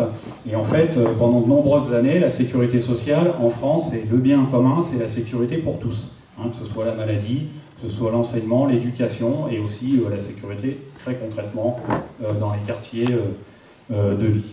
Moi, je me suis juste permis d'écrire mon intervention, mais c'est vraiment pas long, on m'a dit 2 minutes. Mais comme j'ai pris des chiffres sur le site de la mairie de Toulon, je ne voulais pas me planter. Non, c'est bon, ça va aller. Merci. Voilà. Oui, je le disais. Donc, la gauche s'est trop souvent écartée de la question de la sécurité, comme si elle appartenait à la droite. Pourtant, la sécurité est une valeur profondément républicaine. Elle garantit la liberté, l'égalité et la dignité. Quant à la gauche, quand la gauche se tait, d'autres occupent le terrain avec la peur et le repli. Le problème central aujourd'hui, ce n'est pas une explosion de la délinquance, mais si vous voulez, moi j'y reviendrai, on a des chiffres assez détaillés, il y a beaucoup de chercheurs qui travaillent là-dessus, mais un désengagement de l'État. Les services publics de la sécurité s'affaiblissent, donc les services publics de la sécurité nationale s'affaiblissent, les effectifs stagnent, et les communes tentent de combler les manques. Résultat, une sécurité à plusieurs vitesses, inégalité et territorialité. En 20 ans, les polices municipales ont triplé, de 8 000 agents en 1995 à près de 28 000 aujourd'hui, pour un coût global d'environ 2,5 milliards d'euros par an. Donc ça pèse effectivement sur les finances des collectivités territoriales. Pendant ce temps, la police nationale stagne, les effectifs sont globalement les mêmes qu'il y a 15 ans. À Toulon, on compte 142 agents municipaux, 377 caméras de vidéosurveillance, c'est à peu près 38% de plus qu'en 2017, et un budget sécurité de près de 9 millions d'euros par an. Ce choix politique ne compense pas le recul de l'État et interroge sur le sens donné à la sécurité publique. La vidéosurveillance, elle illustre cette dérive. Moins de 3% des enquêtes aboutissent grâce aux caméras pour un coût de 10 000 euros d'installation par caméra et en gros entre 3 et 5 000 euros par an d'entretien. Pour les mêmes montants, une collectivité peut financer des médiateurs, des éducateurs, des travailleurs sociaux. Absolument. Les quartiers populaires symbolisent ce déséquilibre. Moins de présence humaine, plus de surveillance. Or, la sécurité ne se décrète pas par la technique, mais par la proximité, par la prévention et la justice sociale. Je sais que les candidats ici présents, s'ils accédaient à la mairie, hériteraient d'une situation déjà en place. Une police municipale structurée, des centaines de caméras de vidéosurveillance, des contrats déjà signés. On ne réglera pas cela d'un coup de baguette magique, mais ma responsabilité syndicale m'oblige à décrire cette réalité. Ce modèle a été installé pas à pas, il faudra des années pour en sortir. Beaucoup de communes résistent encore à ces dérives. Et c'est bien la preuve que d'autres choix sont possibles. À terme, c'est à l'État de reprendre pleinement la mission de sécurité publique qui est la sienne, et la sienne seule. Un policier municipal, c'est 70 000 euros environ par an de frais de formation, de formation initiale, de formation continue et de traitement en salaire. Juste, il faut faire très attention quand même. Aujourd'hui, on emploie un vocabulaire qui, moi, me paraît complètement hors sol. On parle de narcotrafic. Moi, je refuse de parler de narcotrafic en France. Ma petite expérience, je suis rentré en police, dans la police nationale en 1998. C'était la naissance de la police de proximité. On en est sorti assez rapidement. J'ai été formé à Marseille, d'ailleurs. J'ai fait quasiment toute ma carrière sur Paris. Je suis enquêteur en police judiciaire. J'ai travaillé notamment dans le 93 très longtemps, au STUP. Voilà. J'ai travaillé dans le 18e arrondissement en police secours, qui est un arrondissement, un quartier, nombreux quartiers populaires, un gros arrondissement. Et je suis aujourd'hui, depuis 2007, dans ce qu'on appelle une brigade centrale du 36. Je travaille à la brigade de répression du banditisme, notamment. C'est nous qui travaillons par exemple sur l'enquête du Louvre, c'est nous qui sommes rentrés dans le Bataclan. Voilà. Moi, ce que je veux vous dire, en fait, ici, c'est que je comprends totalement la situation des élus locaux et de la pression qu'on leur met, notamment la pression que les hommes politiques au plan national mettent sur les élus locaux en leur disant de toute façon, vous n'aurez pas plus de sécurité, l'État va se désengager de ses missions. Et l'État le fait depuis Nicolas Sarkozy. On ferme régulièrement des commissariats, on ferme aussi les gendarmeries, les postes de gendarmerie, et on oblige les édiles à mettre en place des hôtels de police municipales. En échange, on leur dit, on leur promet qu'on renforcera l'hôtel de police ou le commissariat de quartier. C'est totalement faux. Par exemple, dans le 18e arrondissement, aujourd'hui, il y a 2600 policiers municipaux à Paris. Moi, dans le 18e, il y avait 12 commissariats de quartier, il n'y en a plus un seul. Voilà. Ils ont tous fermé, malgré l'engagement de la préfecture de police sur ce sujet. À Marseille, vous avez eu la chance d'avoir une préfecture de police, donc je pense que la donne, elle est assez différente. Je pense que pour l'État, à Marseille, c'est un enjeu. C'est un enjeu de société pour l'État. Vous l'avez rappelé, c'est une mégapole qui est énorme. Et donc, c'est très visible. Et donc, l'État ne peut pas se désengager. Malgré cela, j'ai vu que dernièrement, d'ailleurs, je serais intéressé d'avoir votre avis sur le sujet, l'État avait fait machine arrière sur la préfecture de police, c'est-à-dire qu'il n'y a plus de préfet de police à Marseille. On est revenu à une préfecture de département et on a toujours la préfecture de région. Je m'interroge sur cette question. Sur le narcotrafic, on en est très très loin. Le narcotrafic en Amérique du Sud, c'est à peu près 20 morts pour 100 000 habitants. En France, on est à 2 morts pour 100 000 habitants. La vidéosurveillance, c'est un peu moins de 3% de résolution des enquêtes de crimes et de délits. Ça pose effectivement la question des libertés publiques, où moi je suis très attaché à ça, et c'est quelle société on veut.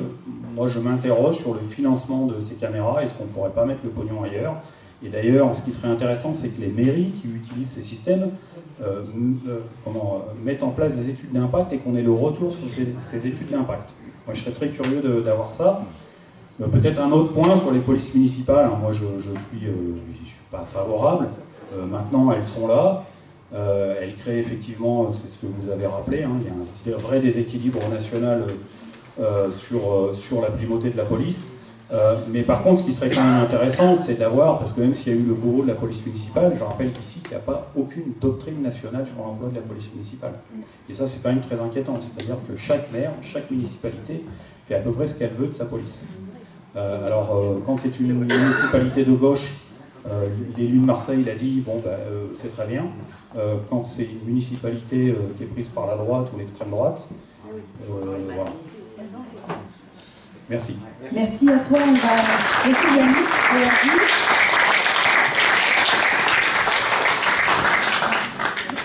Bon, je vais tenter d'apporter quelques éléments de réponse. D'abord, vraiment, si on essaie de faire avancer le débat qui nous anime, je pense qu'il ne faut pas forcément rentrer dans une forme d'opposition entre la présence humaine et le développement, par exemple, de la vidéoprotection. Et vous entendez que dans la sémantique, moi je parle de vidéoprotection plutôt que de vidéosurveillance.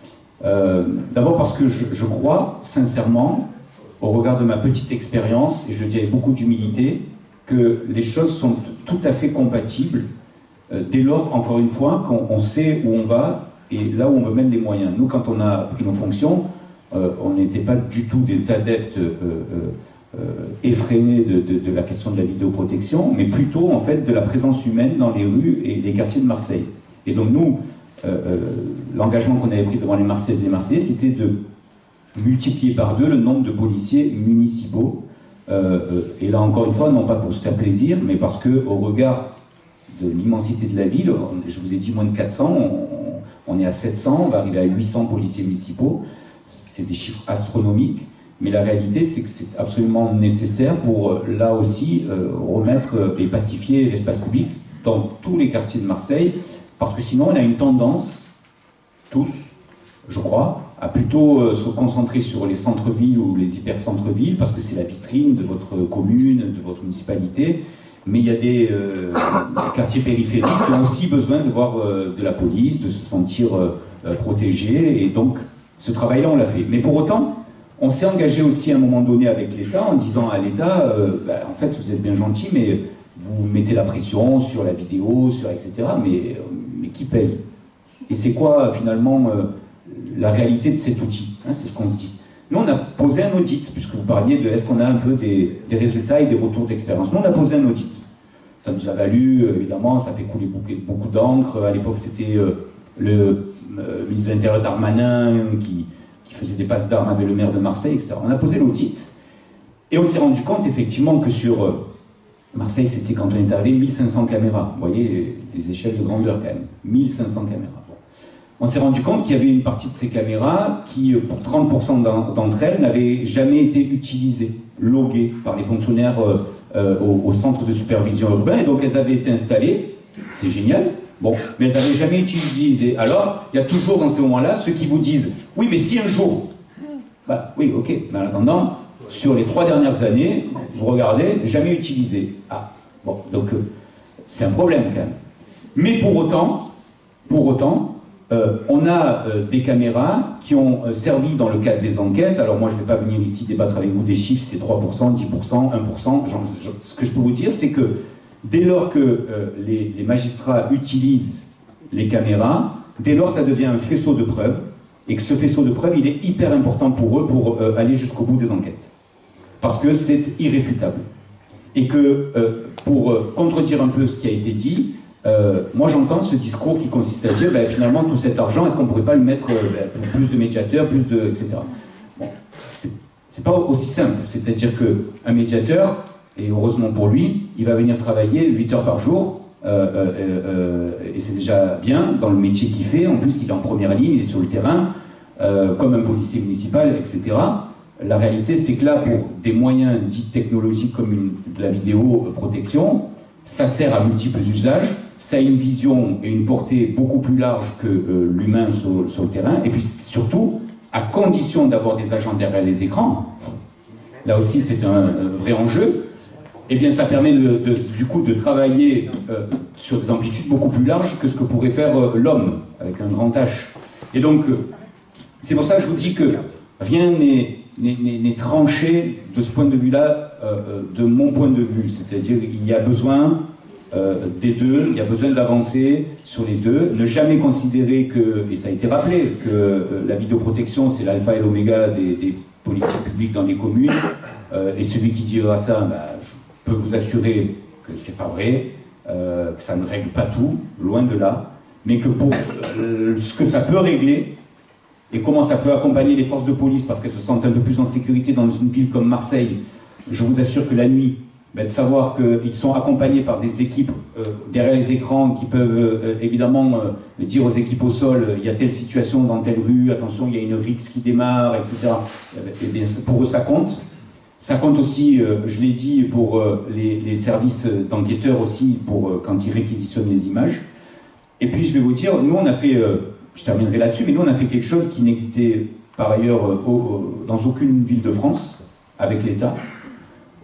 C'est que nous, on s'est rendu compte que nos fonctionnaires municipaux traitaient les images au centre de supervision urbain municipal, où on regarde tous les écrans, à peu près pour 70% de leur temps au service de la police nationale.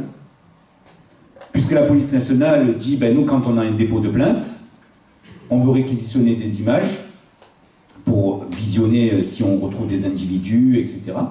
Et donc, ils disaient, finalement, on va demander aux copains de visionner. Et donc, dans la nuit de samedi à dimanche, pendant des heures, est-ce que tu peux vérifier, etc. Donc, le travail de nos fonctionnaires municipaux servait à ça. Et donc, avec le maire, nous, on a fait un choix différent, en disant, écoutez, en fait, nous, on va accepter de déporter les images dans vos commissariats, postes de police, d'enquête, la police judiciaire, etc. On est allé même à le faire jusqu'aux douanes, en disant, à contrario, une fois que vous avez l'utilisation pleine et entière de la vision des images, vous allez faire votre taf.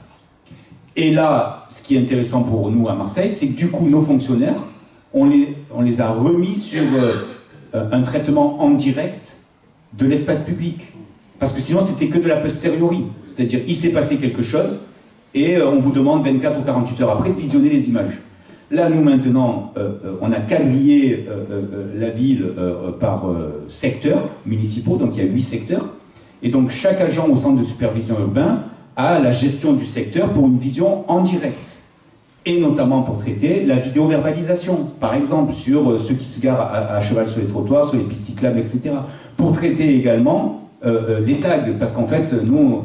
Tout à l'heure, je parlais de là où on détient des records. Bon, là, pour le coup, je crois que celui-là, on le détient, malheureusement, mais on est la ville la plus taguée de France. On a des tags de tous les côtés. Et je ne parle pas, évidemment, d'art urbain, parce que ça, franchement, j'y suis plutôt sensible. Non, je parle de ces trucs où on est venu avec un coup de marqueur sur une porte, sur un mur. Bon, bref, donc, bref, ça nous fait traiter, quelque part, désormais, un peu plus ce pourquoi je me suis engagé, c'est-à-dire les incivilités du quotidien, ce pourquoi en fait nos concitoyens nous attendent. Et évidemment que dès lors qu'il s'agit pour le coup de narcotrafic, de cambriolage, de maintien de l'ordre, de grande délinquance publique, évidemment qu'il ne faut pas lâcher sur le fait de laisser ça toujours à la police nationale, parce que sinon on franchirait un cap. Mais pour le moment, voilà, donc je ne sais pas si j'ai répondu à tout, ou voire même si j'ai répondu à rien, mais en tout cas, je tenais à apporter quand même ces éléments. Ne jamais, enfin, vraiment, il ne faut pas opposer les deux. Je pense que tout ce qu'on peut prendre comme levier d'action pour améliorer le quotidien, alors je pense que c'est bon à prendre. Merci.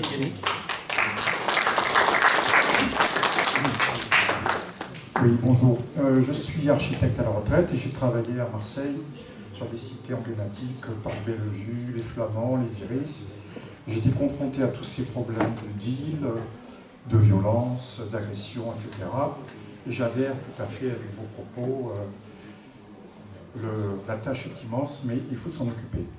Mais moi, je voulais aborder une autre question. J'habite en centre-ville, le quartier qu'on peut qualifier de défavorisé. Ce sont des populations assez défavorisées. Et je voulais parler de la tranquillité.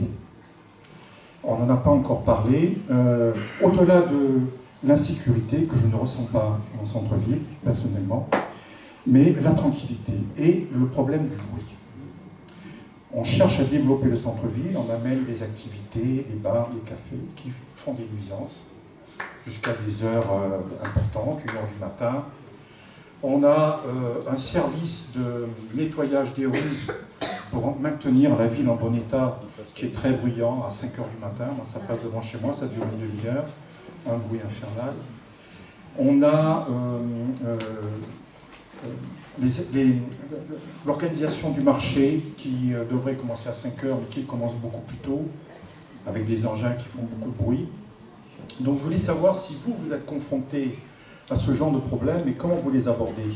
Moi, ce que j'en ai pu voir, c'est qu'il peut y avoir des qualifications pour les livreurs de nuit, par exemple, pour faire moins de bruit. Il peut y avoir des certifications pour les appareils. Mais il reste quand même qu'il y a beaucoup de gens, moi ce que j'entends, qui sont ulcérés par le bruit. Et l'été, quand il fait très chaud, qu'on est obligé d'ouvrir les fenêtres, ça peut devenir très vite invivable. Et si on veut revitaliser le centre-ville, c'est quand même des problèmes dont il faut parler. Voilà, je vous remercie.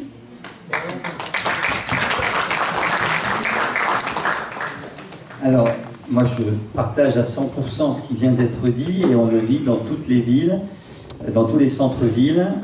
Montpellier, donc je vous ai dit, 315 000 habitants, 80 000 étudiants. 80 000 étudiants sur 315 000, hein, ça fait une belle proportion. Et beaucoup sont en centre-ville où, évidemment, prolifèrent bars, restaurants, terrasses. Alors déjà, moi, le maire de Montpellier, il a une très bonne idée, c'est qu'en fait, il a chargé une seule et même personne de tout gérer. C'est moi. C'est-à-dire que je m'occupe de tout ce qui est régulation de l'espace public. Et ça, je pense que c'est très important, parce que ça me donne un levier. Voilà, c'est ça aussi la police municipale de proximité. C'est-à-dire que c'est moi qui donne les autorisations de terrasse. C'est moi qui gère les occupations du domaine public. Et par ailleurs, je m'occupe aussi de... Parce que ma délégation, en fait, c'est protection de la population. Et c'est aussi la protection sanitaire de la population. C'est-à-dire que j'ai sous ma houlette le service communal d'hygiène et de santé qui traite avec des ingénieurs, des inspecteurs qui vont aller chez vous faire des relevés pour voir ce que vous subissez comme nuisance. Et ensuite le traiter, soit le traiter par le règlement sanitaire, voilà, soit s'il le faut, un petit peu plus musclé, ben on va envoyer la police municipale. Donc ça, c'est vrai que ça, c'est un gros travail. Il nous est arrivé, nous, de confisquer des terrasses. Il nous est arrivé de fermer des établissements. On travaille aussi beaucoup avec le préfet sur les fermetures administratives. Pour ça, c'est très important. Il faut que le maire se dote d'un arsenal juridique qui s'appelle des arrêtés de tranquillité publique assez robustes, qui vont permettre ensuite d'aller constater les manquements, voilà, et ensuite d'aller devant le préfet. Et on a créé une commission de suivi des établissements, préfecture, ville de Montpellier, où on amène sur la table les établissements dysfonctionnels et on voit ce qu'on fait. Avertissement, retrait de la terrasse, fermeture administrative. Donc ça, c'est un véritable enjeu de maîtrise, effectivement, de nos espaces publics et de nos centres urbains. Pour terminer sur ce sujet, il faut aussi accepter, effectivement, en fait, c'est qu'est-ce qu'on veut pour notre ville. En fait, l'idée, c'est vraiment, nous à Montpellier, voilà, j'imagine, comme Toulon, donc il y a un centre-ville. Nous, c'est un centre-ville très patrimonial, voilà, beaucoup de terrasses, bon. Mais soit on décide que c'est un centre-ville qui sera dédié à la récréation d'une partie de la population, soit on décide que c'est un centre-ville qui doit être habité par des familles, par des personnes âgées.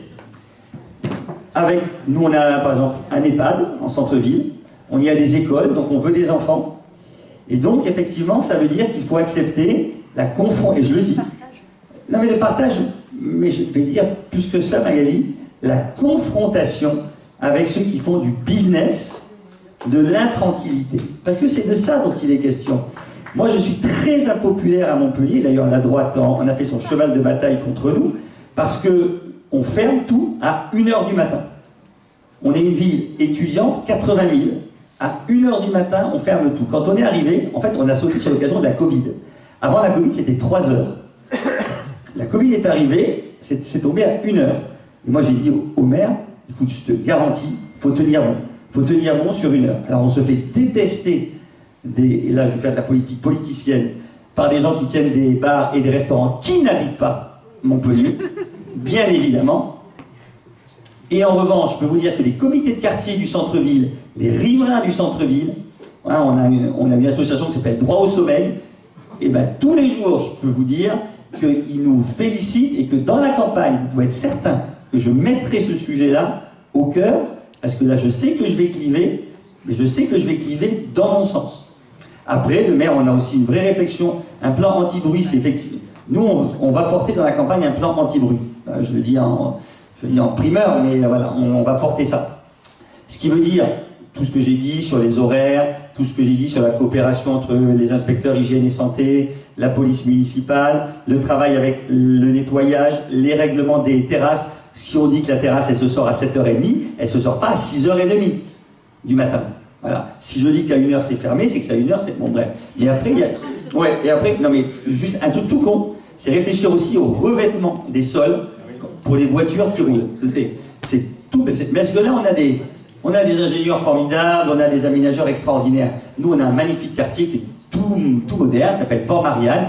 Alors, c'est très beau, hein. Donc, on a du bitume, des pavés. Du bitume, des pavés, du bitume, des pavés. C'est génial. Sur une ligne droite qui fait 850 mètres, mais les gens, ils en peuvent plus.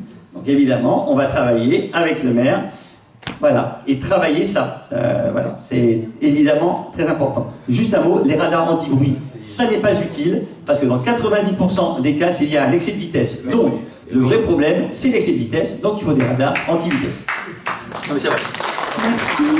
Alors, il reste 2 questions, et il y aura donc des questions très courtes et des réponses très courtes, parce que sinon, on va rater l'apéro. Allez. Ça, c'est Alors, effectivement, la sécurité, la tranquillité publique, c'est un droit pour chaque citoyen. Il a été dit tout à l'heure, il faut marcher sur 2 jambes, la jambe de la prévention et la jambe de la répression. Eh bien oui, on est d'accord avec ça. Mais imaginez, en vérité, il n'y a pas 2 jambes, il y a 4 piliers. Imaginez que ça, c'est une table, et cette table, pour qu'elle tienne debout, il lui faut 4 piliers. Alors, on vient déjà de parler du pilier répression, c'est le 4e. Il y a un pilier qui n'a pas trop été cité, c'est dissuasion. On en a parlé avec les caméras de vidéosurveillance, vous excuserez ça, vidéosurveillance. Et la dissuasion, ça peut être aussi la circulation, effectivement, de patrouilles en bleu, ça dissuade. Ok. Donc, là, ça, c'était le 2e point. Le 2e pilier, 4e, la répression. 3e, la dissuasion. Second, la prévention. Et cette prévention, il faut qu'elle soit organisée par, certes, des policiers spécialement formés à la prévention. C'est pas à ça qu'on les a formés pendant des années. Donc il va falloir mettre, je l'ai entendu, beaucoup de moyens sur la formation des policiers municipaux. Mais cette prévention, elle doit aussi être organisée par des médiateurs de rue, par des éducateurs spécialisés qu'il faudra engager. Et je voudrais dire quelque chose, parce que le groupe sécurité de Toulon en commun travaille. Et nous avons posé la question, quelle était la moyenne des policiers municipaux dans les villes, en France? Eh bien, c'est entre 4,5, 5, voire 6, la moyenne des policiers municipaux pour 10 000 habitants. Là, j'ai le schéma, c'est un document qui vient du Sénat, hein, un document qui vient du Sénat et qui présente, alors ça se voit pas trop, mais en fait, il y a 3 départements où la police municipale, il y a entre 9 et 11 policiers municipaux pour 10 000 habitants. Le groupe Sécurité de Toulon en commun a posé la question. À Toulon, c'est 7,5 policiers municipaux pour 10 000 habitants. Donc, ma question et notre proposition, la question, je vais y venir. La question, c'est, vu le prix qui a été annoncé pour la police municipale, est-ce que, si nous arrivons aux manettes, ce que je souhaite bien entendu, est-ce qu'il ne faudrait pas mettre l'argent des contribuables, du budget municipal, plutôt à embaucher, puisqu'on est au-delà du nombre de policiers municipaux, plutôt à embaucher des médiateurs de rue, des éducateurs spécialisés, des animateurs socioculturels, parce que le premier point pour assurer la sécurité, c'est éducation, formation, culture. Et pour ça, il faut des structures pour animer la jeunesse. Merci. On va prendre une dernière question. André, tu vas la... Alors moi j'avais une question à poser quand même à ces messieurs. Les ASVP vont-ils disparaître? Alors qu'ils ont un rôle pour moi fondamental. Allez, André. Donc, question courte, réponse courte. Oui, moi je pense quand même que c'est intéressant de faire, non pas un bilan, mais de réfléchir à ce qui a été dit là quand même.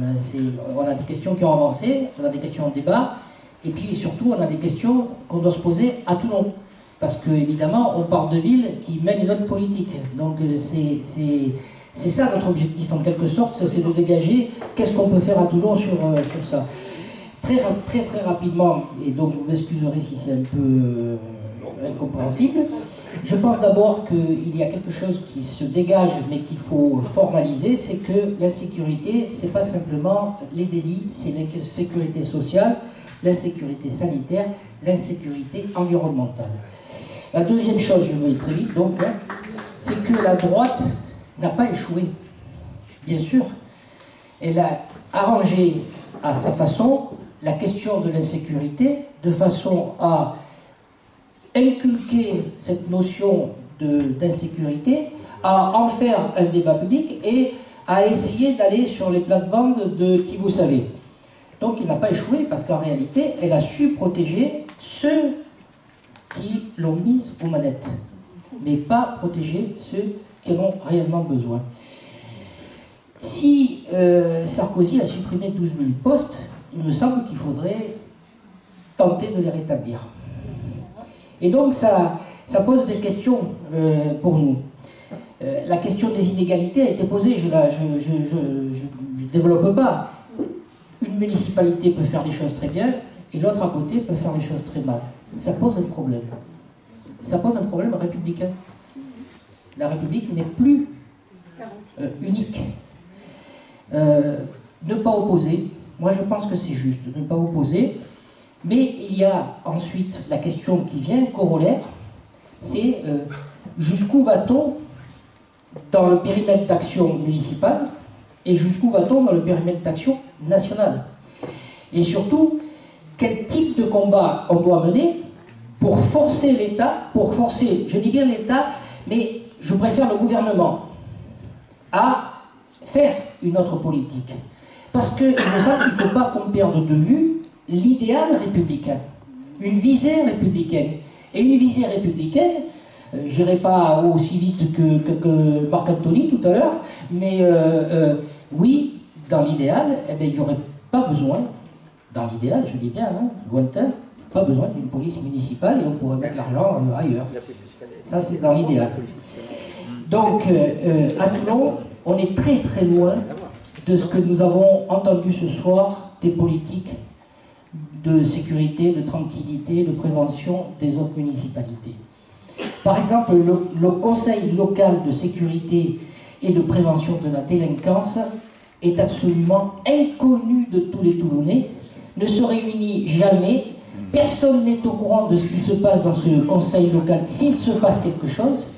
Or, c'est un outil, à mon avis, qu'il faut développer et qu'il faut renforcer, notamment en y associant réellement les syndicats, les associations, les bailleurs, les acteurs éducatifs et habitants, plutôt que d'en faire une simple chambre d'enregistrement. Et donc, une question corollaire aussi, et j'en finis là, quel levier pour réorienter, quel levier financier, quel levier politique pour réorienter progressivement les budgets sécurité? Il faut qu'on y travaille vers la prévention, vers les politiques qui ont été menées dans d'autres villes. Alors, un mot de réaction sur les 2 questions et demie qui ont été posées. Non, moi, je pense que le débat est riche et je pense qu'on pourrait rester très longtemps. Moi, il y a juste une chose qui me fait réagir, c'est quand on dit la République, c'est la police nationale. Et bien moi, je veux dire, ça n'est pas vrai. La police nationale, c'est très récent dans notre histoire républicaine. Il n'y avait que des polices municipales durant tout le 19e siècle. Clémenceau crée la police judiciaire au début du 20e siècle. La police nationale se constitue, 1, sous Vichy, et 2, dans les années 60. 60. Donc, venir aujourd'hui dire, au nom de la République, qu'il ne faudrait pas de police municipale, alors là, je reprends ma casquette dans le civil, je suis historien, et je le dis, ça n'est pas vrai. Et je vais mettre plus provocateur, mais ça c'est normal, puisque c'est la fin du débat.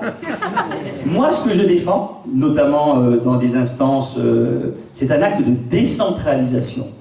De décentralisation sur des questions de tranquillité publique. Et je dis bien, de tranquillité publique. Me dire aujourd'hui que la police nationale, moi je le vois bien, continue à faire de la police route à Montpellier, ça n'est pas vrai. Ils ont une brigade, ils sont 3, ils font rien, c'est nous qui faisons toute la police route. Et bien, punaise, donnons ça uniquement à la police municipale, avec transfert de charges, enfin de moyens, et je pense que ça pourrait. Et j'ai des tas d'autres exemples. Mais moi, je n'ai jamais dit qu'il fallait confondre les choses.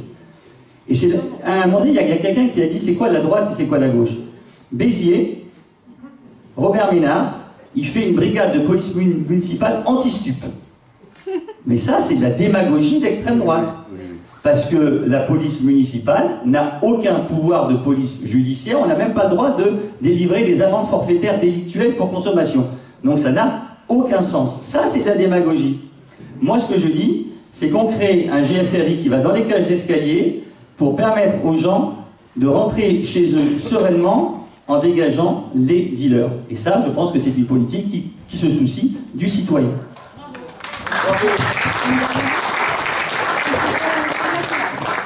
Ok. Bon, moi, je ne lève pas un mot de ce que tu viens de dire. Je rajouterai quelque chose, si je peux apporter ma petite pierre à l'édifice, et cet édifice, vous le construisez, j'imagine, pour les prochaines élections concernant Toulon. Je pense qu'il y a de toute façon un axe pour lequel vous devriez, parce que c'est comme ça qu'on l'a fait aussi à Marseille, travailler, c'est en fait ne pas partir forcément de la question de la police et donc de la tranquillité et de la sécurité, partir aussi et surtout de la question de la gestion et la bonne gestion de l'espace public, et qui du coup va vous conduire à vous interroger à un moment donné sur le rôle d'une police, de tranquillité, etc. Parce que c'est ce qui va animer les Toulonnaises et les Toulonnais. Et la deuxième chose que je peux vous dire, c'est que travaillons vraiment à la question qui pour le coup celle-ci est un peu plus irrationnelle, c'est le sentiment d'insécurité. Je vais vous dire quelque chose, on peut considérer, et j'ai entendu d'ailleurs certains qui sont venus prendre la parole dire mais moi je ne me sens pas en insécurité en centre-ville, etc. C'est pareil pour moi. Moi à Marseille je ne me sens pas en insécurité en centre-ville, mais je peux vous assurer qu'il y a un grand nombre de nos concitoyens, par la situation à l'international, les problématiques du quotidien, par tout ce qu'on vit, etc., parce que tout est mélangé, ont de toute façon un sentiment d'insécurité profond. Parfois c'est lié à juste une poubelle qui n'est pas ramassée depuis plusieurs jours devant la maison, parfois c'est parce qu'ils ont regardé un peu trop CNews.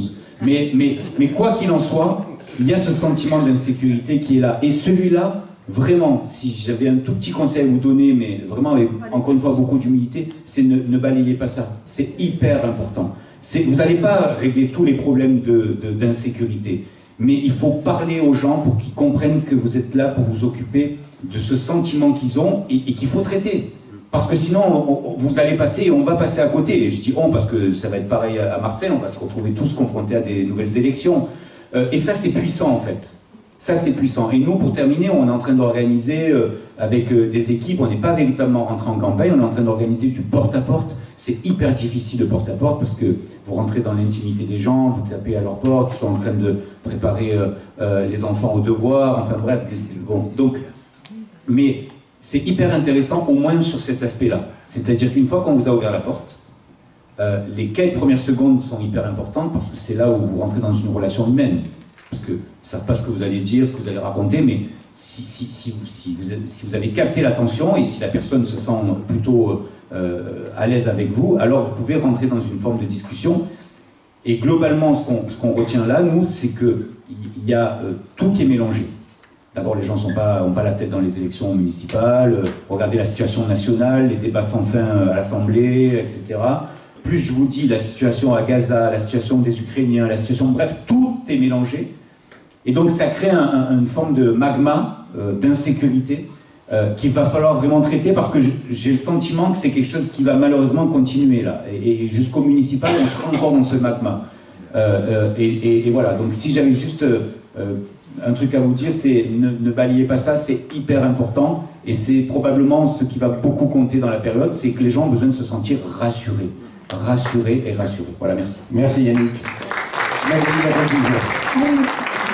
Avant de nous quitter, peut-être quelques mots de ma lecture des propositions et des discussions et des débats animés. Merci d'avoir joué le jeu et d'avoir été extrêmement, finalement, d'avoir permis de faire un tour d'horizon extrêmement complet. Je retiens d'abord cette idée qu'il n'y a pas de fatalité sur cette question de la sécurité et qu'avec détermination, avec souci de la justice pour tous, on combat et on a des résultats, vous l'avez montré dans vos différentes villes.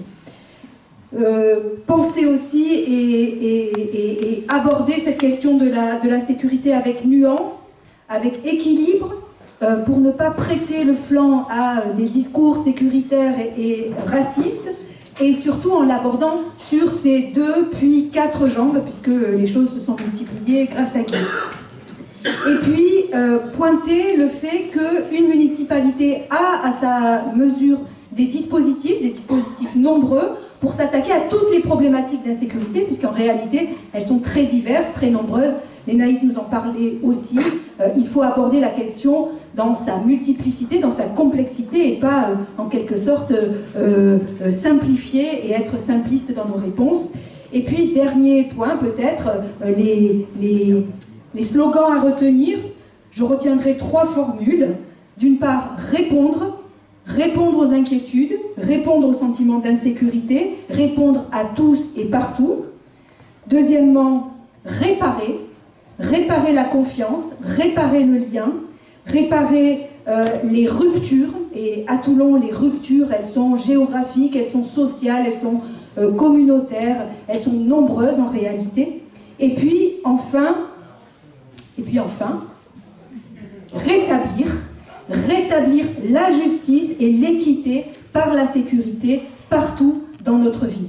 Merci à tous et on continue notre débat. Alors, merci à tous. Avant de partir, d'abord on va aller boire un verre. Avant de partir, n'oubliez pas de remplir les fiches, de venir effectivement apporter votre soutien, donc en signant un papier pour le comité de soutien. Et n'oubliez pas non plus de remplir un petit peu les caisses de notre campagne. Ça c'est très important.